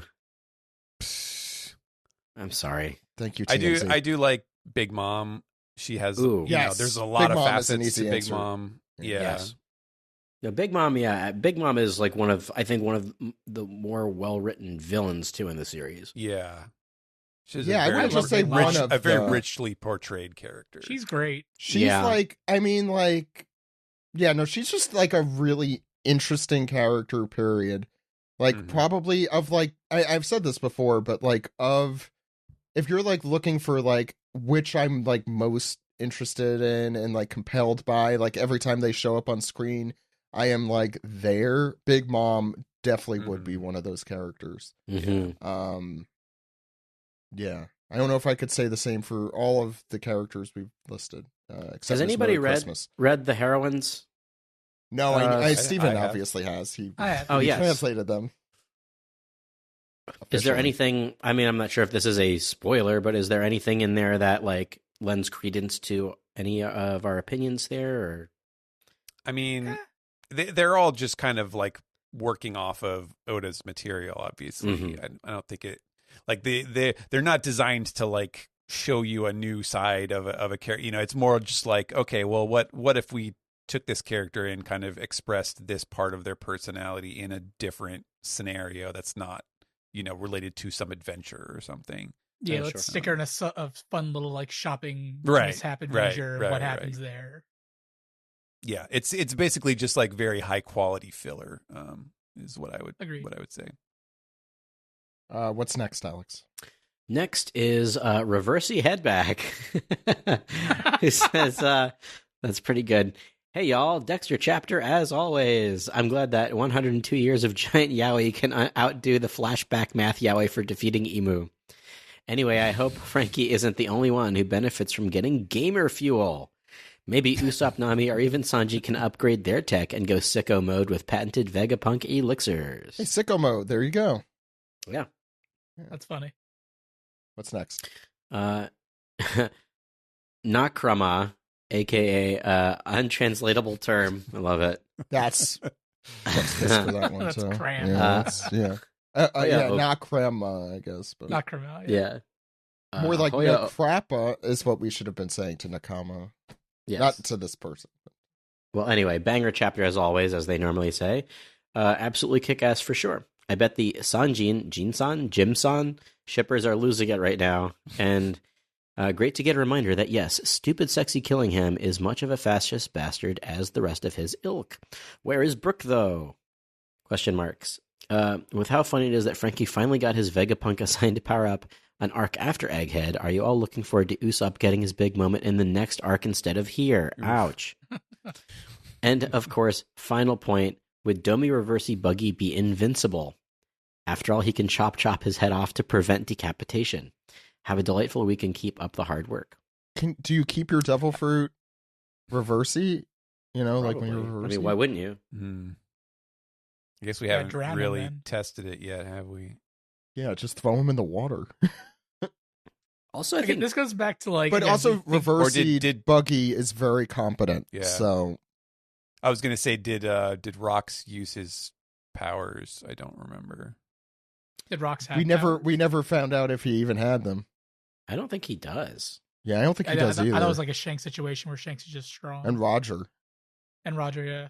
Which I do love, and I hope we don't find out that they do have something. I really do love the idea that someone could just be kick-ass. Like Garp, I think at this point has been confirmed that that's, you know, kind of what's going on there. And Kobe soon. But yeah. More of that. I like it. Yeah.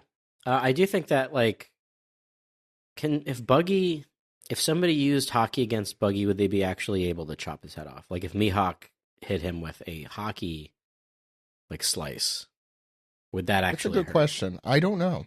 That's a good question. I think as long as he connected to skin before Buggy could separate, I feel like, yeah, that would work.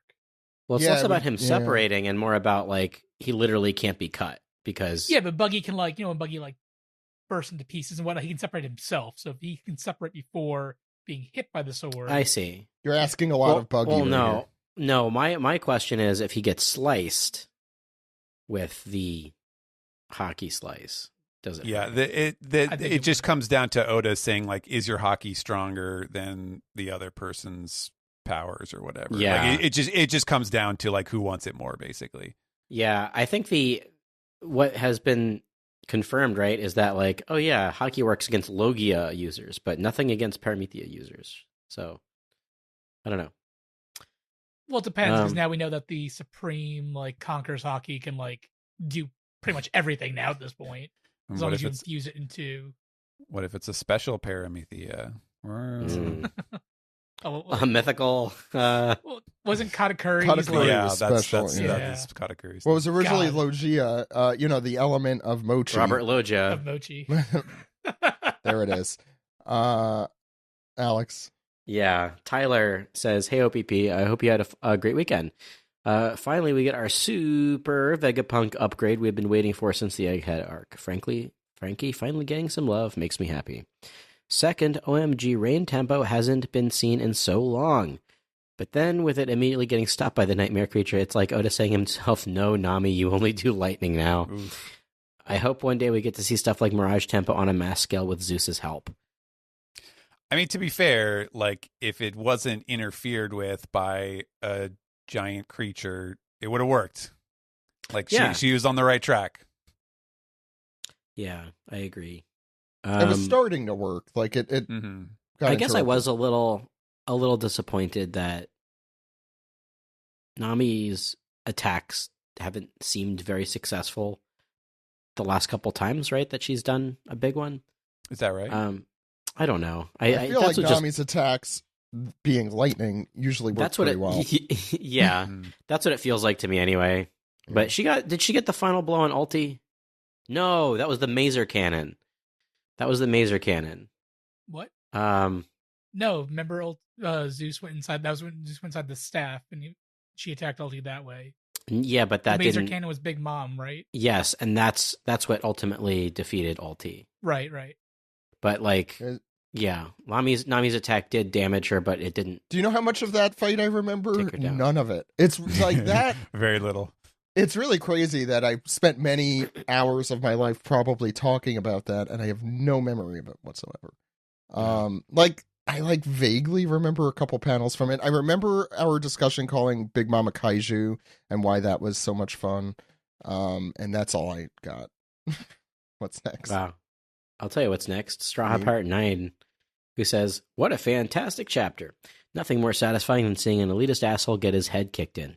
I was really scared for a sec that Dorian and Brogy were dead, but it saved them instead. Hooray. My birthday is on the 9th, and it feels great to have it sandwiched between this chapter and OPLA Season 2 on the 10th.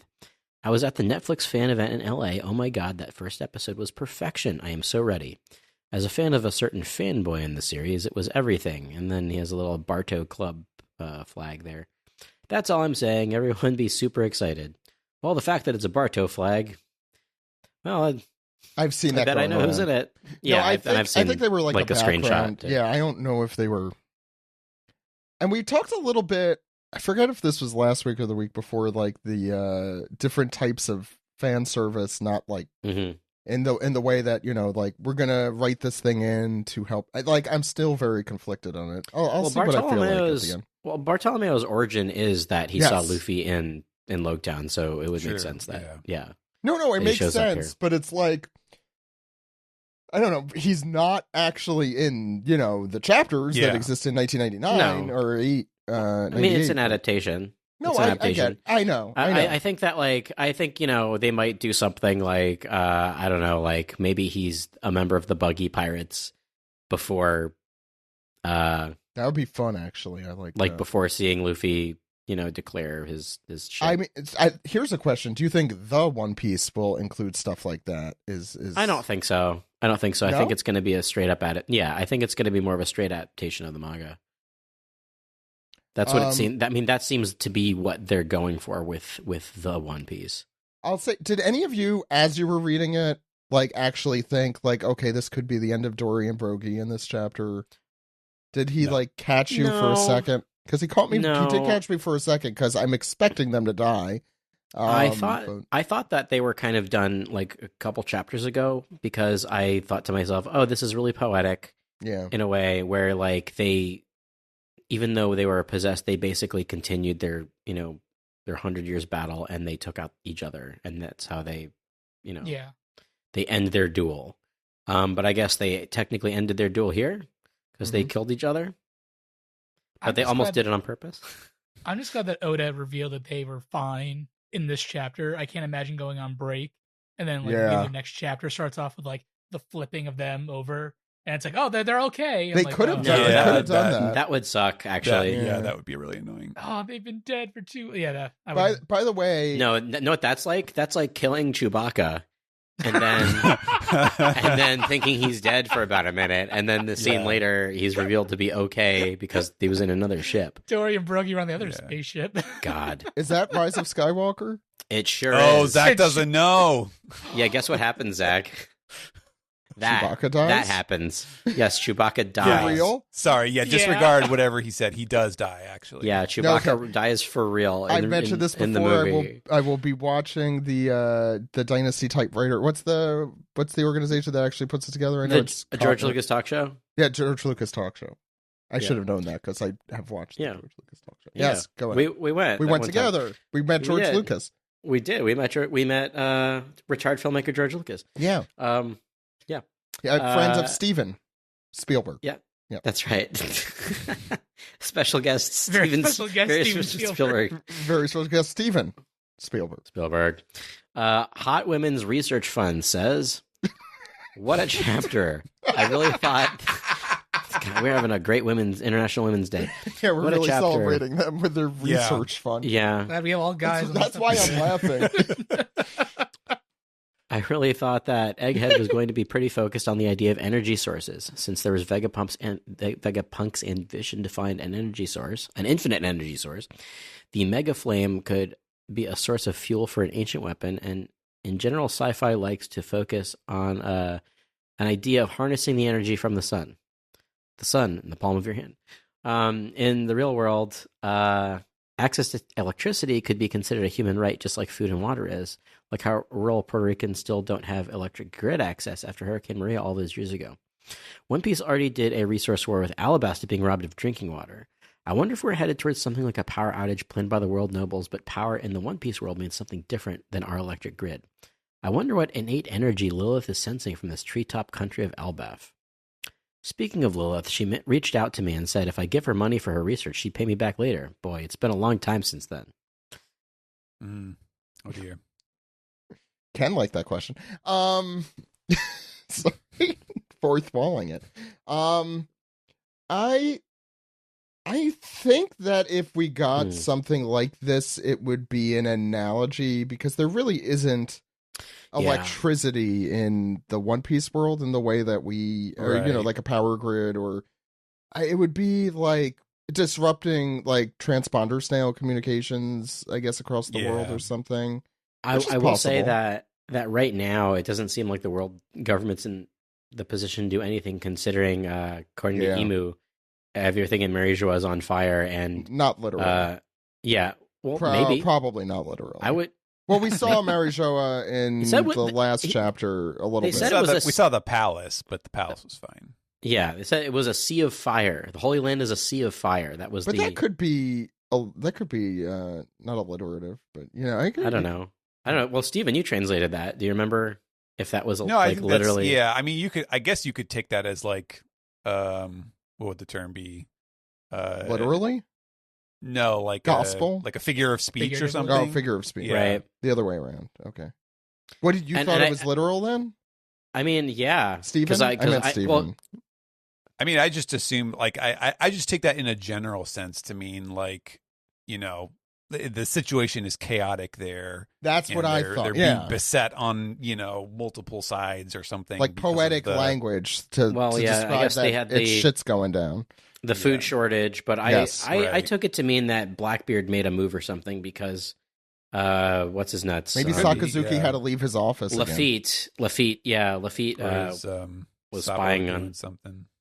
Yeah. There are definitely Lafitte was at the what's his name? The Red Line. No, he was with the but he was the underworld dealer. What's his name? Umit. Yeah, he was at his ship-port, which is related to that. I know, that's why I remembered it, because it's stupid, and why is it in my memory? It's not stupid. If Blackbeard's got his fingers in a pie, that means that pie is going to explode. Right. I'm forgetting. Did we see Caribou meet up with Blackbeard yet? He was about to. Right? He was sailing. He was right in front of Full of Lead. about to okay. meet him, and I think they're like talking over the Pizarro's loudspeaker. Pizarro. Pizarro. That I joke love you. still, even all these years. Even though we're past 2021 when the show takes place. You go ahead. Next one is Hopkins Hat 15, who says, "Hey OPP, how it be? Long time no see. So Summers and Killingham are both beaten now. We still don't know what Shamrock is up to, and Brooke and Gunko are confronting each other. What is there left for Usopp to do in this arc?" That's a good question.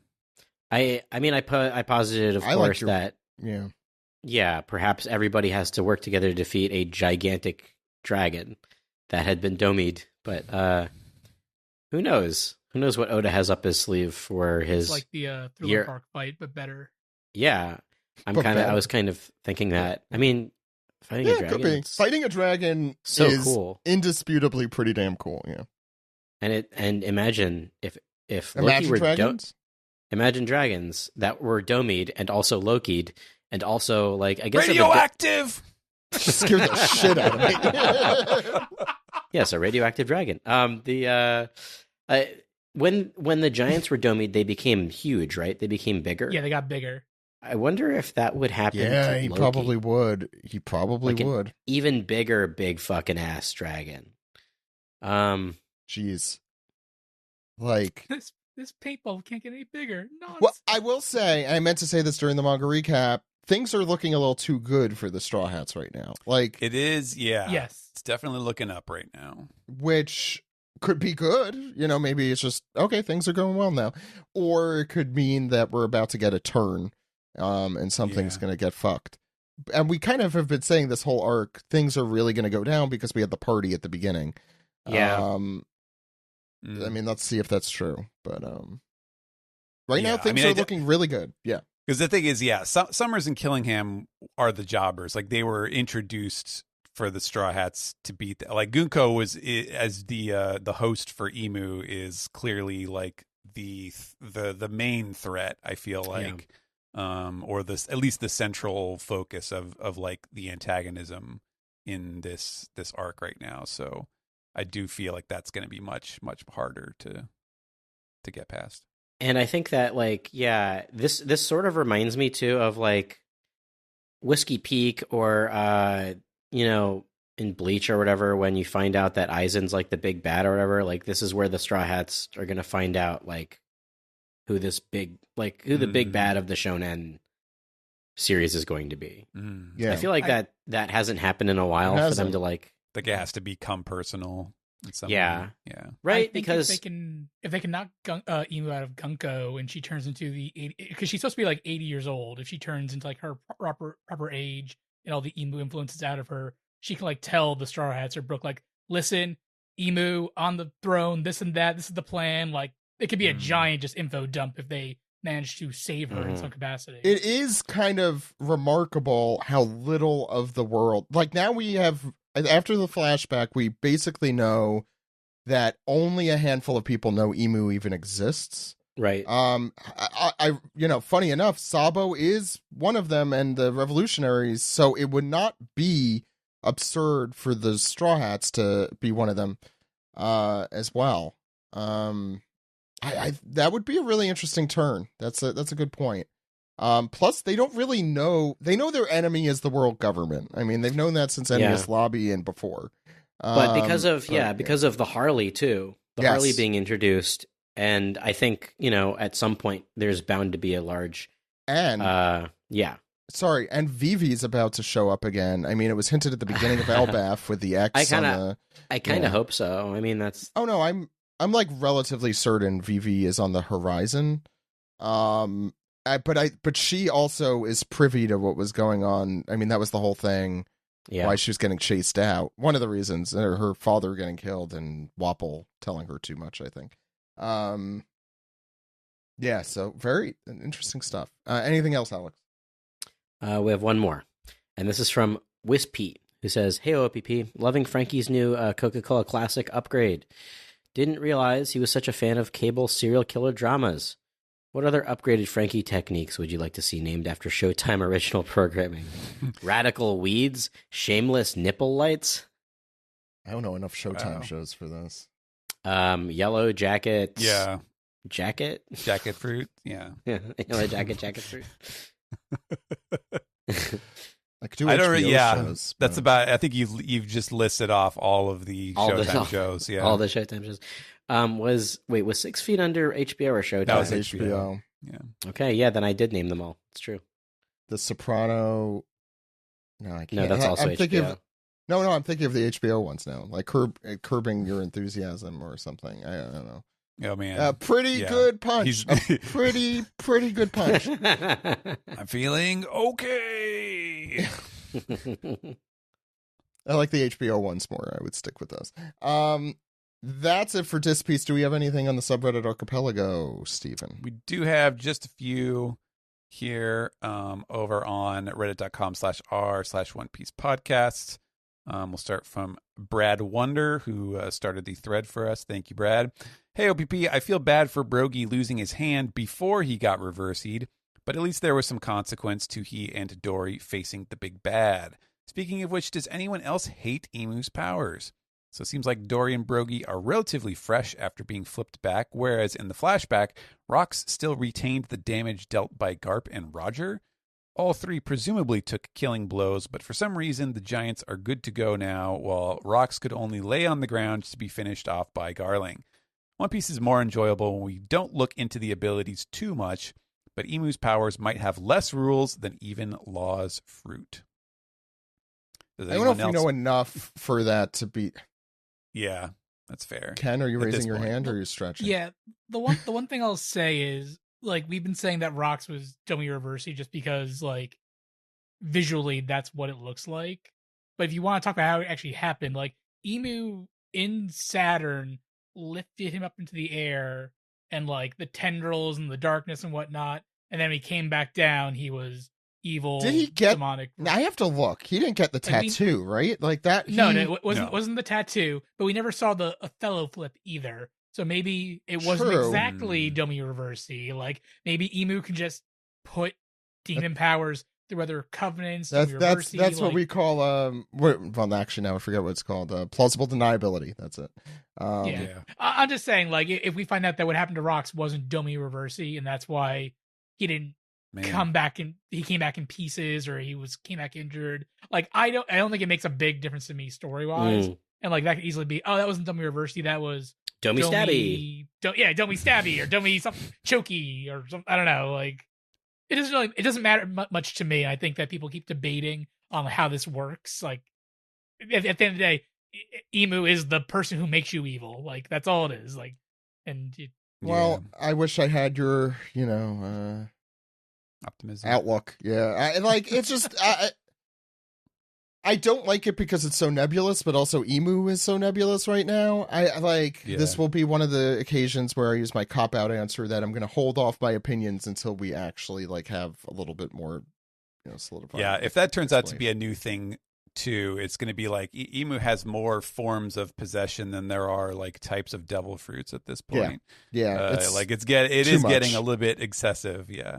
Well, that's what, again, we just still don't know if what Emu's doing is a fruit, because we go back to the Elders, and the Elders were confirmed to have fruits. They were just like, oh, they have the power of these. Right. Elders. Yes, that's true. They didn't say. So it could be that, again, people always say Emu has a devil fruit or a demon, something like that. Like who knows what's actually going on here? I'll put it this way. Blackbeard had a book of every devil fruit, and he chose the darkness fruit. Why not the devil? Wouldn't he have seen this awesome? Those books suck. That book is propaganda. I'm sorry, because we know the world government changed the name of the Nika fruit to the Gum Gum fruit. So, more importantly, what did he need the book for? The fruit just looks like the power. Can't he just tell? Okay, what's next? Can't tell. This is the dark fruit or the oil fruit. It's a little. Oh, let me take a bite. Oh shit! Oh god! It's the tar fruit. What's next? All right, our other Reddit comment comes from Amiibo Hunter 000, who says, "Hey OPP, happy live action season 2 release week. Anyone from the crew watching the first 2 episodes in theaters? Now, I believe Kirsten is going to see it in Japan. Oh, I think. By the way, I hate to go back to this, but chapter 1163, Emu literally says Domi Reversi when he stabs rocks. Does he? So there at the very end of that, yeah. All right. Yeah. Never mind. Yeah, Ken so was there goes wrong. that. There's only two types of weird things. Anyway, I am not seeing it in theaters, but Alex, are you going to be? No, I have a kid. I have a That's baby. where I was saying, yeah. Bring your baby. The only thing I'm trying to see if I can see in theaters is they're bringing One Battle After Another to our local theater in 70mm, and I have not watched it yet because I was waiting to see it again, but I don't know if I can make that happen. Having a kid makes it tough to leave the house. It's very true. Yeah, that's why I haven't left the house in like 5 years. Go ahead. Amiibo Hunter continues, ironically here. Now that the second WT Top 100 is live and voting has started, I was thinking it would be cool if, as a community, we tried to get an obscure favorite into as high a ranking as possible. That's what Any I said. ideas for a character we could all vote for to see how high we can get them in the ranking? Alex, can we choose one of the ones that you listed? Is there like one we could settle on? Oh, well, that was the setup for him to read off the entire list again. Yeah. Well, let's go ahead and read it off again. Oh my God! No, just pick Strawberry, Dr. Fishbone, Okay. Garfunkel. I'm just gonna King talk Bone. over him. Do it whack Fine. Look, I'll pick one. Yeah, Alex, All right. you pick one. All right, Nisekoi from Nisekoi. Oh my That's Yeah. Honestly, Dead Grandma might be the. Well, what's her might name? Take the cake You here. That already would voted be a- for Ukuk. I we voted could for just do Ukuk. Ukuk. Yeah, Ukuk would be great actually. Pone Gorilla for those who Pone don't know. Gorilla. Yeah. That's what I we did think call it was them. very funny when you posted the picture that it just says, "Thanks, I voted for Ukuk." Ukuk. Okay, should we do Ukuk? Is that the where we're gonna grandma's name land? is- I think Grandma's name is Babaru. Ba. That's pretty good. Babaru. Babaru. Like Kirby, Aunt we're Baru. changing the Aunt title. Baru, We're changing the yeah. image. It's just Babaru. Okay, you know what? Babaru, I Babaru? think might be. Yeah, Dead Grandma. Babaru. All right, guys, it's Babaru. That's Can you send that's the our screen cap of that so people know? officially. Ken. It's the One Piece podcast official. Yeah, Babaru is. WT100 If stump. Babaru then gets anywhere close to the top 100, we could take full credit. Yes. By we, I mean the community. But yes, mostly. tell the people. Yeah, tell the No, the people community. and tell them we sent you. Yes. Damn it. Yeah. And then she'll be 2 over, and we'll forsake her for the third voting. We'll be like, she's Yeah. too popular. Yeah, and Babaru is going to have a figure. She's too passe. She's going to be too passe. Yeah, that's what's going to happen. Babaru. Okay, it's going to be stuck in my head all night. Sorry. Your son is goo. No, it's true. It's Your grandson. Your grandson. Grandson is goo. Ah. Okay, let's get that whole song written. Steven, anything else? That was it for Reddit. We have a few from Blue Sky P. I'll go through them quick. Someone stole the catchphrase "banger chapter" as always. This comes from Game Cat. Especially with the return of our long-lost beloved Dials in Vegapunk form. Hey, someone else agreed with that. Love seeing the crew in a collaborative problem-solving mode again. Fluffy question. Interesting. I haven't seen this, but I haven't read this yet, but let's see. If you had to cook one dish for Luffy to get him to save your community from fascism, what's your go-to? You had to cook one dish. Oh, I see what he means. Like to motivate Luffy to save your town from fascism. Well, would we be cooking for us or would we be cooking for Luffy? Because then it's easy. Just give him a It's big for stick of meat. I mean, wouldn't that be enough for him? Just meat, or like hibachi meat, or like Yeah, it was like, this is how easy Luffy's recipe requirements are for you. It's just give him a piece of meat and he'll Yes. love you. well, I got he'll a good save me answer. from fascism. Growing up, like a very simple meal that my dad used to make would be like a goulash, where it was just like chopped ground beef and like macaroni and like tomato juice, kind of like simmered all day. That seems like a nice. very, very like simple but like hearty Very meal hearty, that yeah. I think Luffy would like. Alex, I think the real answer to this is to just bring him on a tour of Takayama in Japan, which is just all meat. Oh yeah, that'd be dope. And oh god, I miss that. I miss that meat. Oh, sorry, I was just looking it up. It's Baburu. You have to spell it Baburu. I was looking at Babaru. It's Baburu. Oh, because it's probably it's a pun off of Gaburu. Yeah. That's which is so a pun funny. Off of that's so Bavara. Lazy. Yeah. So it's really Bavara. Oh, cute. I also found out that Babar. I also found out that looking through this list that Mr. Nine and Miss Monday's child is named Nande. All right, that's choice. Wow, that's really good too. Excellent here. Yeah. If that's the spelled the way that I would assume that's it's basically like saying why. Yeah. Oh, Nande. Yeah. Oh, I get it. Okay, you know what? That is pretty good. That's an untranslatable word, though. Yeah, that is. Yeah. We have like 2 more questions. Why? That's really fucking funny. Yeah, I named my kid Why? Her?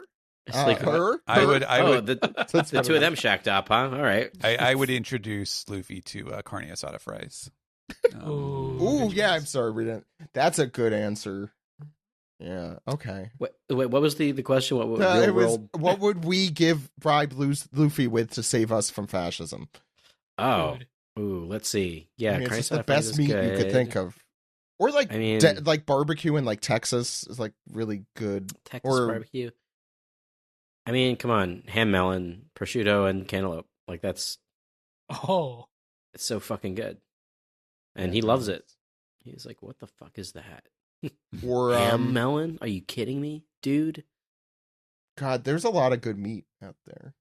Not to endorse, not to endorse killing animals, but you know there is. Plum Dragon said, "Hi OPP, what a great chapter, and how awesome was it to see most of the crew show off some skills, especially from Frankie Frankly here, and my boy Sanji. Did you notice his leg shine bright like Kizaru? Is this the first time we've seen it be so bright? What are your thoughts?" This person's just. Maybe this is Maddie, and they're just really into Sanji's leg. Is my Sanji's leg hair number one fan. Sanji's leg hair number one fan. Best pen name still. Very funny. It is very funny. I think that's the same amount. It's going to be my. I don't know if anyone has an opinion on that. I don't. DK Toy Chest says, "What flavors does Super Vega Cola come in? Wildfire, Wildberry, Maelstrom Mango, Tsunami Citrus." Cola. Alex, this feels like cola flavored. It's just Jolt. That's all. Cherry. Is. Yeah. It's game fuel in the. It's like the Panera. It's like the Panera lemonade that kills you. Yeah. It's pure energy. Supercharged. Yeah. I wonder if there will be a cooldown or some repercussion for using that cola in his body. Yeah, he loses all his balls fall off or something. Too much yellow 5. His hair falls out. I'm glad I wasn't drinking tea when you said that because it would be all over my microphone. Last question comes from Ice Fisher Tenacity. Hold on, they'll fall off like oranges, then they'll go orange. No, they would go Mikai. Mikan. Mikan. What is? Oh, I wrote it down. Losing it. Bakamitai. Bakamitai. Yeah, I get that one too now. I love me some super science. Out of all the power systems found in One Piece, both major and minor, do you have a favorite? For example, hockey, hypnosis, devil fruits, divination, the 6 powers, fish karate, Sulong, super science, Ms. Golden Week's magic paint, etc. Yeah, colors. Yeah, I like colors. The colors, Duke. The colors. The colors, children. I really like 6 powers a lot. When they were introduced, I thought that was a fun thing. I thought they were stupid. Rokushiki. Really? Yeah, they felt. I mean, the explanation's really stupid. It's martial arts. That's all it is. It's not like. But why are they able to fly? Because they're walking. It's part of the tech. Now. I know. They trained. They trained to do it. Yeah. I like them because, especially looking back at them now, 6 actual like skills that are distinct, that do different things. Like he's gotten he just yada yadas everything now, it feels like, when it comes to powers and stuff. Okay, yeah, it's awesome that Frankie did something cool, but let's be serious. He jumped up really high and he did another punch. Like there's nothing, unique about it that he did. I want like a beam or something. I was expecting like a giant like hyper beam. Yeah. I'm actually kind of sick of Frankie using beams. I feel like that's all he's been doing, and I'm like, I like a punch. Not this time, he did a punch. This time, it was a punch that exploded, which is cool. Well, it's a big punch, big punchies. But I agree with Steven, is that like Rokushiki or Six Powers had its own like rules and stuff, and then like I guess they kind of did if you train so hard, then you can use Kamiye, or I forget what it's called in English, to literally make yourself kind of like a blob, so you can, dodge stuff easily. Paper arts, right? Paper art, picture or whatever. Yeah. I think of this list. Oh, go ahead. And and Shigun is really, or finger pistol. That one is fun. I don't like that the English version calls it finger pistol, because the word gun is literally in the Shigun. Like, it's just a finger gun. Pew pew. It's funny too. Yeah, I like that it's literally just, I'm going to use my finger to punch you. Like, it is kind of funny, and to maybe stab you. Like it's okay. It's like Tao Pai Pai's tongue. Like it's, I don't know. I really in a series where up to that point it was just like devil fruit. Oh, here's some actual like cool techniques, and then you find out like that. Oh, Kobe can also do this. And that, like, the Marines also know how to do this now, too, because this was, like, world government agents of the highest power know this stuff, and they were trained in it. So I think it's kind of neat that it sort of infiltrated, Marine training, too, in that way. I think, I don't know. Ken, do you have, like, a favorite thing like this? Of these, yeah. I like Big Mom's homie powers and soul powers a lot. Just because it was so, I think, overly complicated when we first got introduced to it. Like the fact that she takes soul and just like she drops it places, so homies are coming alive. She could take a certain amount of your lifespan, so like you're still looking like you're 20 years old, but you're gonna die at 25 because like 80 something years of your life. Depending on the person that she took from, like her own homies were stronger because she was such a monster as well. She was able to track like Zeus to Wano through Nami, and then like she took her soul out of Zeus, and Zeus attached to Nami's. Like, there's so much stuff with the soul powers, and I feel like it's just weird enough where it's kind of magic-y, kind of like it makes sense, and it doesn't make sense. And when she took out like her son Moscato, like all the townspeople gathered up.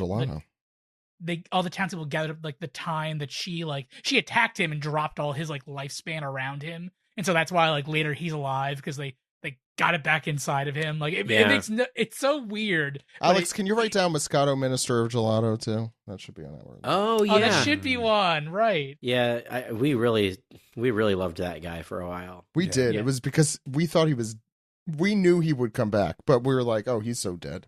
He just has such a good name, too. Well, yeah. It just rolls off the tongue. Like, he was Moscato, Minister of Ice Cream, not as good. It has to be Gelato. Thank you, yes. Yeah. But yeah, Big Mom's. But also, he's a wine type. Whenever I see Moscato wine, I always think of Moscato, Minister of Gelato. And like also when she fought Brooke, and like the fact that her soul powers work differently with Brooke's soul powers. There's a lot of cool stuff with the soul, just soul stuff in general in One Piece that I really like. Yeah, I think that's why I like Greg's theories about like afterlife and usage in the series, and I hope we do see more about that. I think we are right now, but. Yeah. I think of this group, I think the idea of Fishman Karate is super interesting. I feel like it's been squandered a lot of the time, much like the Fishman Island arc. But like, I think it is a very cool concept. What is it? Jinbei describes it in Impel Down, right? Like it's the water through your body. Like he's able to. I think it's for the same reason as the Six Powers. I like it because it is a devil fruit, combat tech. Like Jinbei doesn't have a devil fruit, never needs to, because he's just fucking badass with this. Anything that gets Oda to like describe something in specifics of any kind is usually good, because it means like, okay, he knows what he wants to do with it and stuff. Yeah. And when he's very, very vague about stuff is usually when he's just like, I'm not going to explain this. I got other things to worry about right now. Yeah, Emu feels closer to that right now. I think that Zach, to that point, I do think that the fact that humans can learn Fishman karate is kind of cool. Also, I do too. I think it basically tells you everything you need to know about this human. That they're like, oh, they've really put the time into like, learning this art, understanding. Yeah. But the koala thing is so cool too, because that story is really like heartbreaking and beautiful too. With Fisher She's Tiger, basically raised by Fisher Fishman, so it's like, makes sense. That's like the inherited will that he has passed on to her, even if not directly. It's just it's a very touching thing to see. And then there's Hack, Jinbei's best friend. Yeah. It's a form of cultural exchange. Hack should also be on the list. That'll do it. It's a form of cultural exchange, exactly.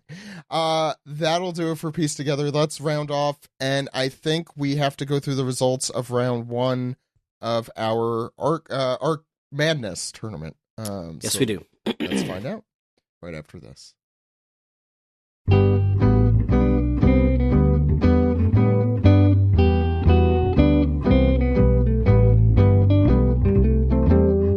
This has been the One Piece Podcast, episode 909 for March 9th.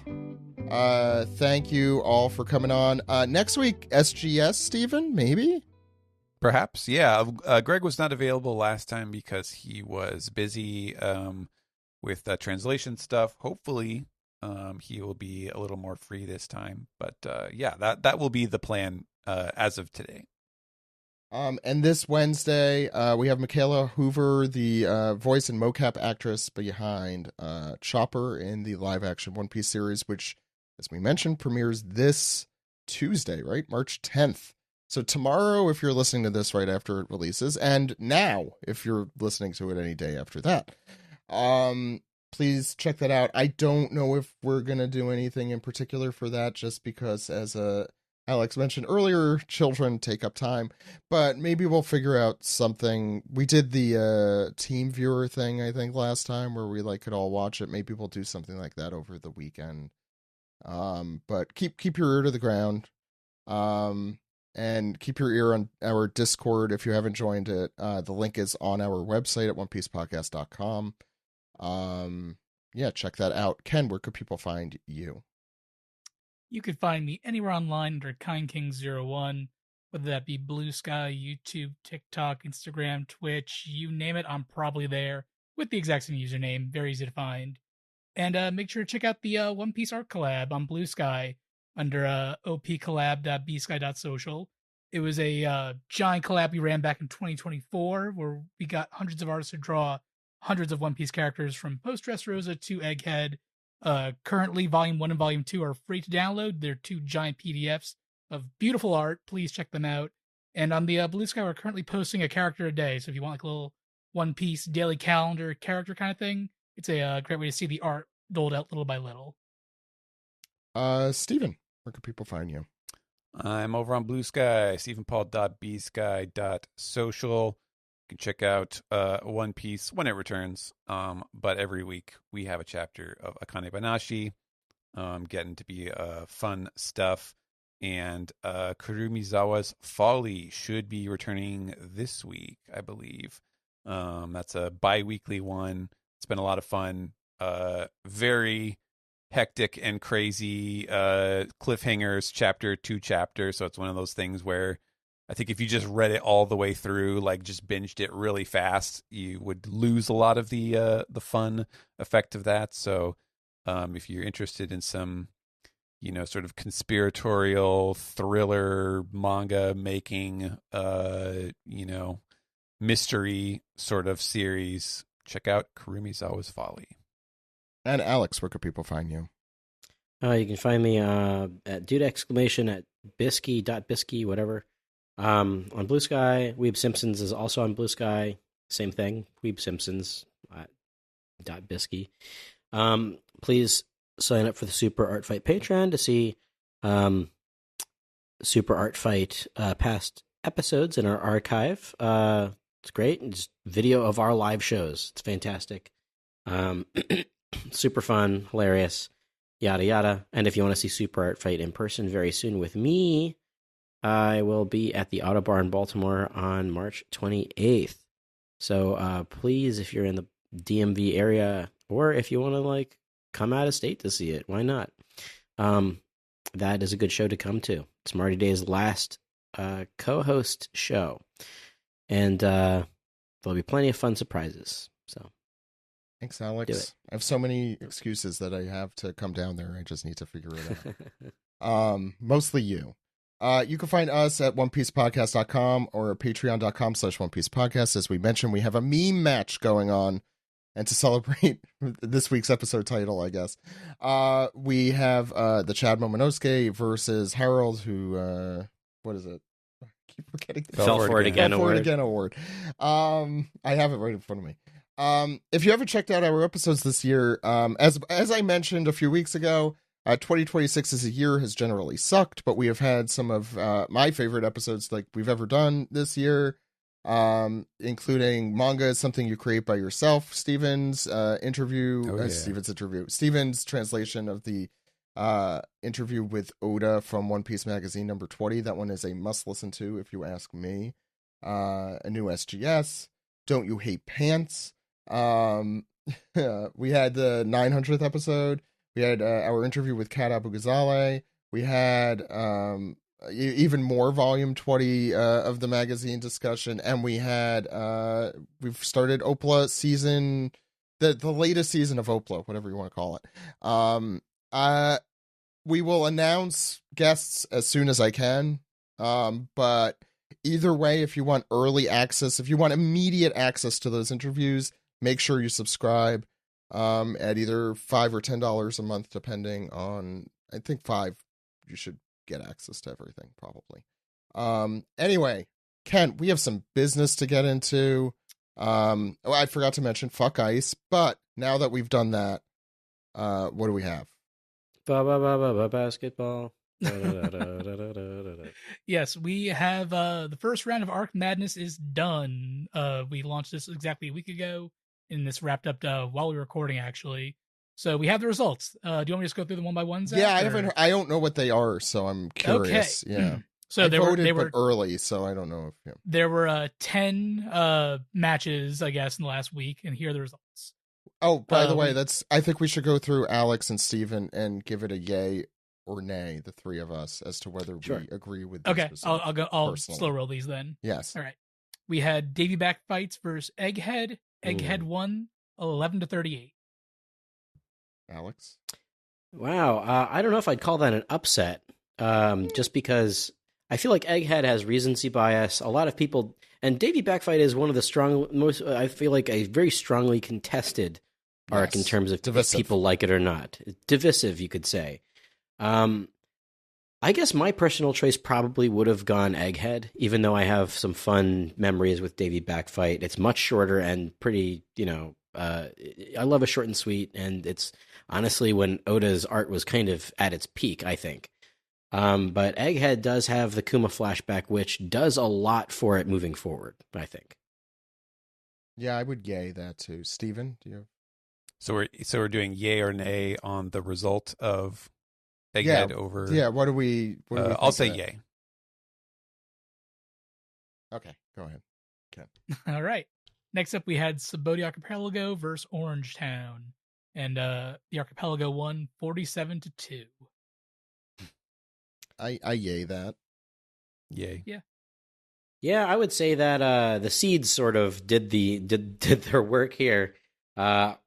Orangetown losing is not a to something like Shibandi Archipelago is definitely not a surprise there. Okay. All right. Next up, we have Amazon Lily versus Whole Cake Island. Whole Cake Island won 43-8. Yay. Yay. Yeah. Yep. I'll also say yay. Now the question is Whole Cake Island going to have its work cut out for it going up against Shibandi Archipelago in the next round? I think so.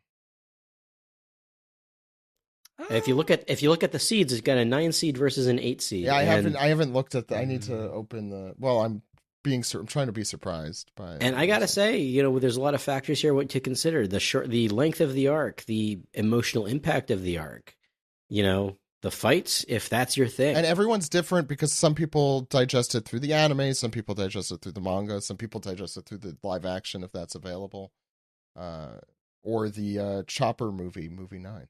That's right. It's anybody's game. Anyone's game. It's like right. I'm watching basketball right now. Go ahead. Next up, we had Fishman Island versus Barati, and Barati won 40-11. Against which one was Barati? Fishman Island. Yeah, yay.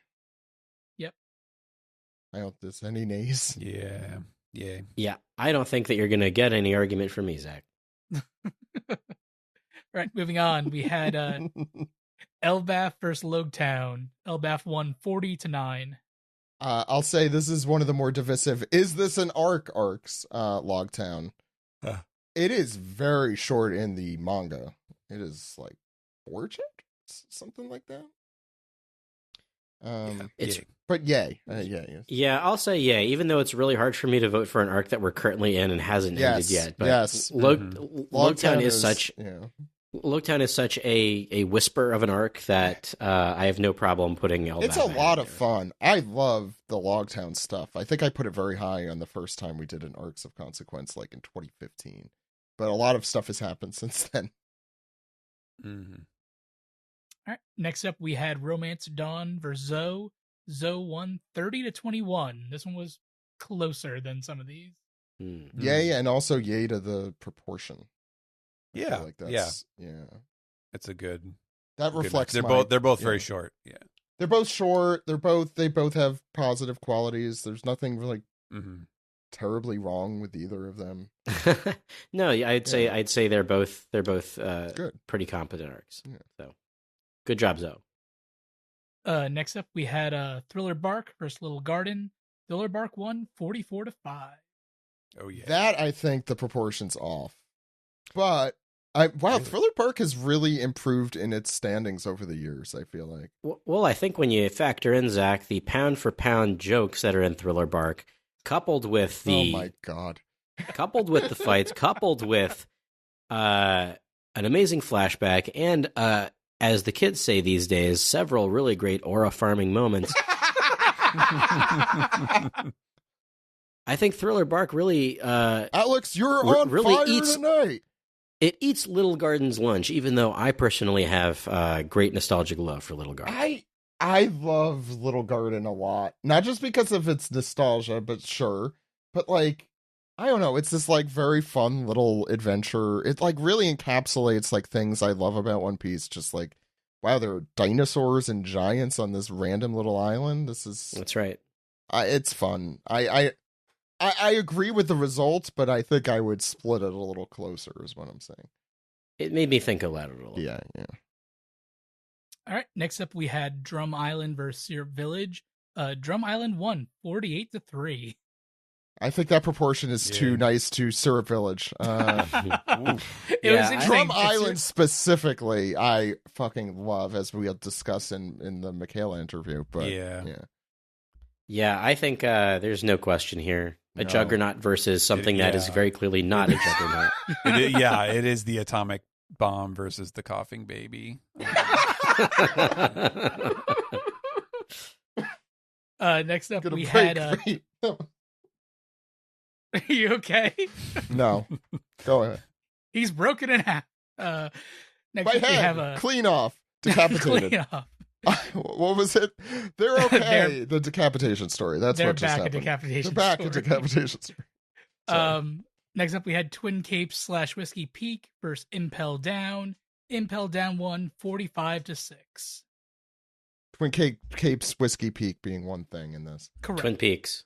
Twin Peaks is what we call it. Yeah. Twin Peaks. I think if we labeled it that, it would have done a lot better. Where are you on this, Steven? I'm very... Oh yeah, you're the Impel Down skeptic. Ooh, and what was the number again? The seeds, you mean? Yeah, the ratio. Oh, it was 45 Impel Down, 6 to Twin Capes. I mean, you have to give it to Impel Down, but yeah, both of them together gives them a little bit more weight. I would have liked to see like at least 10, but yeah. Well, I know think, you have opinions yeah. on Impel Down, Steven, so I don't know if those have changed over time, one way or the other. But I never changed my opinion. That's how you know it's a good opinion. Yeah, Impel Down, I would say another juggernaut. But as you know, that my love for Whiskey Peak is above and beyond. Our first arc of Consequence, it was my number 4 arc. Wow. Of course, I think I came to my senses by the time we did. Yeah, I came to my senses by the time we did our last one. But you just can't get any cooler than Zoro fighting 100 Baroque Works. However, Impel Down. Thank you. Is the commentary done? No, I still think of the Zorro line about like I would never drink enough to, or whatever it was. I forgot. I think it's a good, like basically I'll never drink too much that I can't kick your ass if I need to. Is a very badass moment from him. It's very good. Yeah. All right, and our final one from round 1 was Punk Hazard versus Dressrosa. This was the closest one we had here. Dressrosa won 29-21. Yeah, it was the closest one by far. Yay.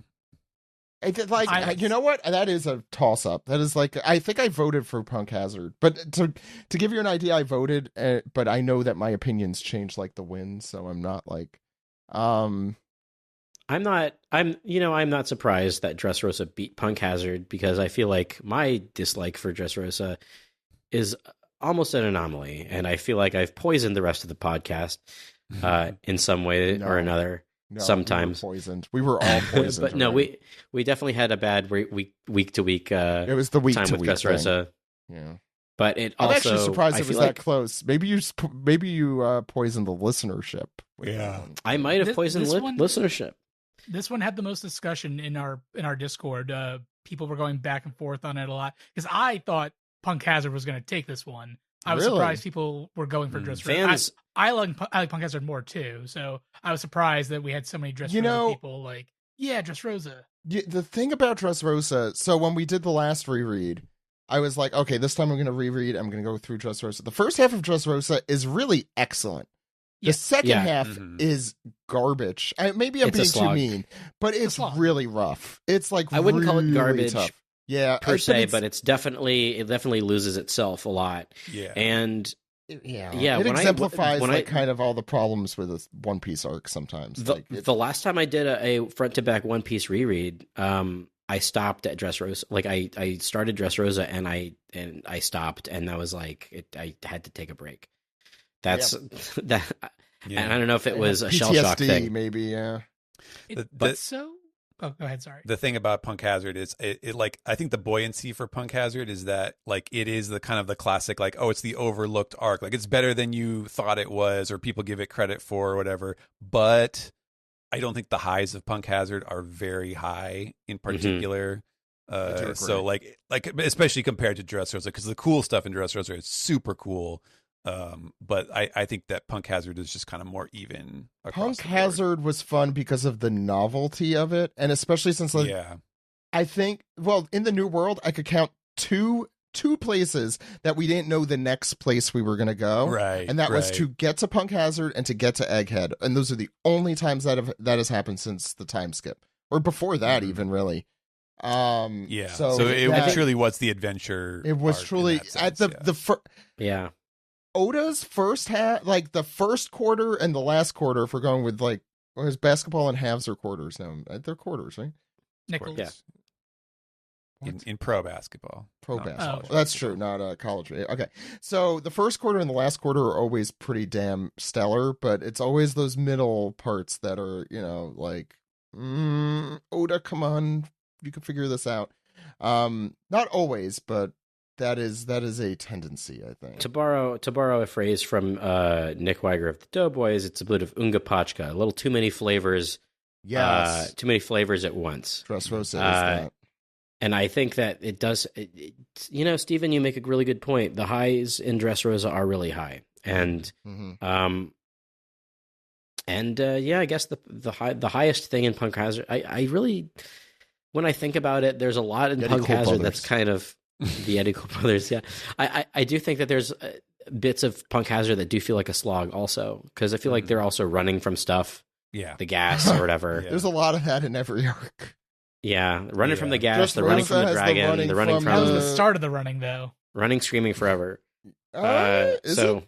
I'm trying to. Well, Do they run in a arc Impel prior Down? to- Impel Down is I- all running. Yeah, it's basically- Is It's a 100% marathon. running. Okay. It is That's running fair, that's down fair. and then running back up again. It is the running arc. So I will concede Dressrosa at this point, thinking on it, because honestly, it's maybe I And need he's to revisit it sloppy, too. a third time. There is good stuff in Dressrosa. Like, I do like the law flashback with him and Corazon. Yes. Oh yeah, Uh, That's, Duh. that's Oh my God, incredible. Jesus. Yes. Yeah, See, that's, that's the highlight. problem. Good. The problem is that's It's the too many flavors is a really good analogy, I think, because there's some amazing flavors in Dressrosa. Do not get me wrong.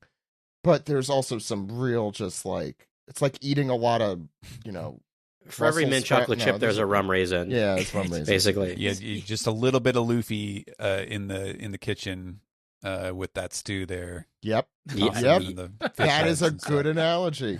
Wow.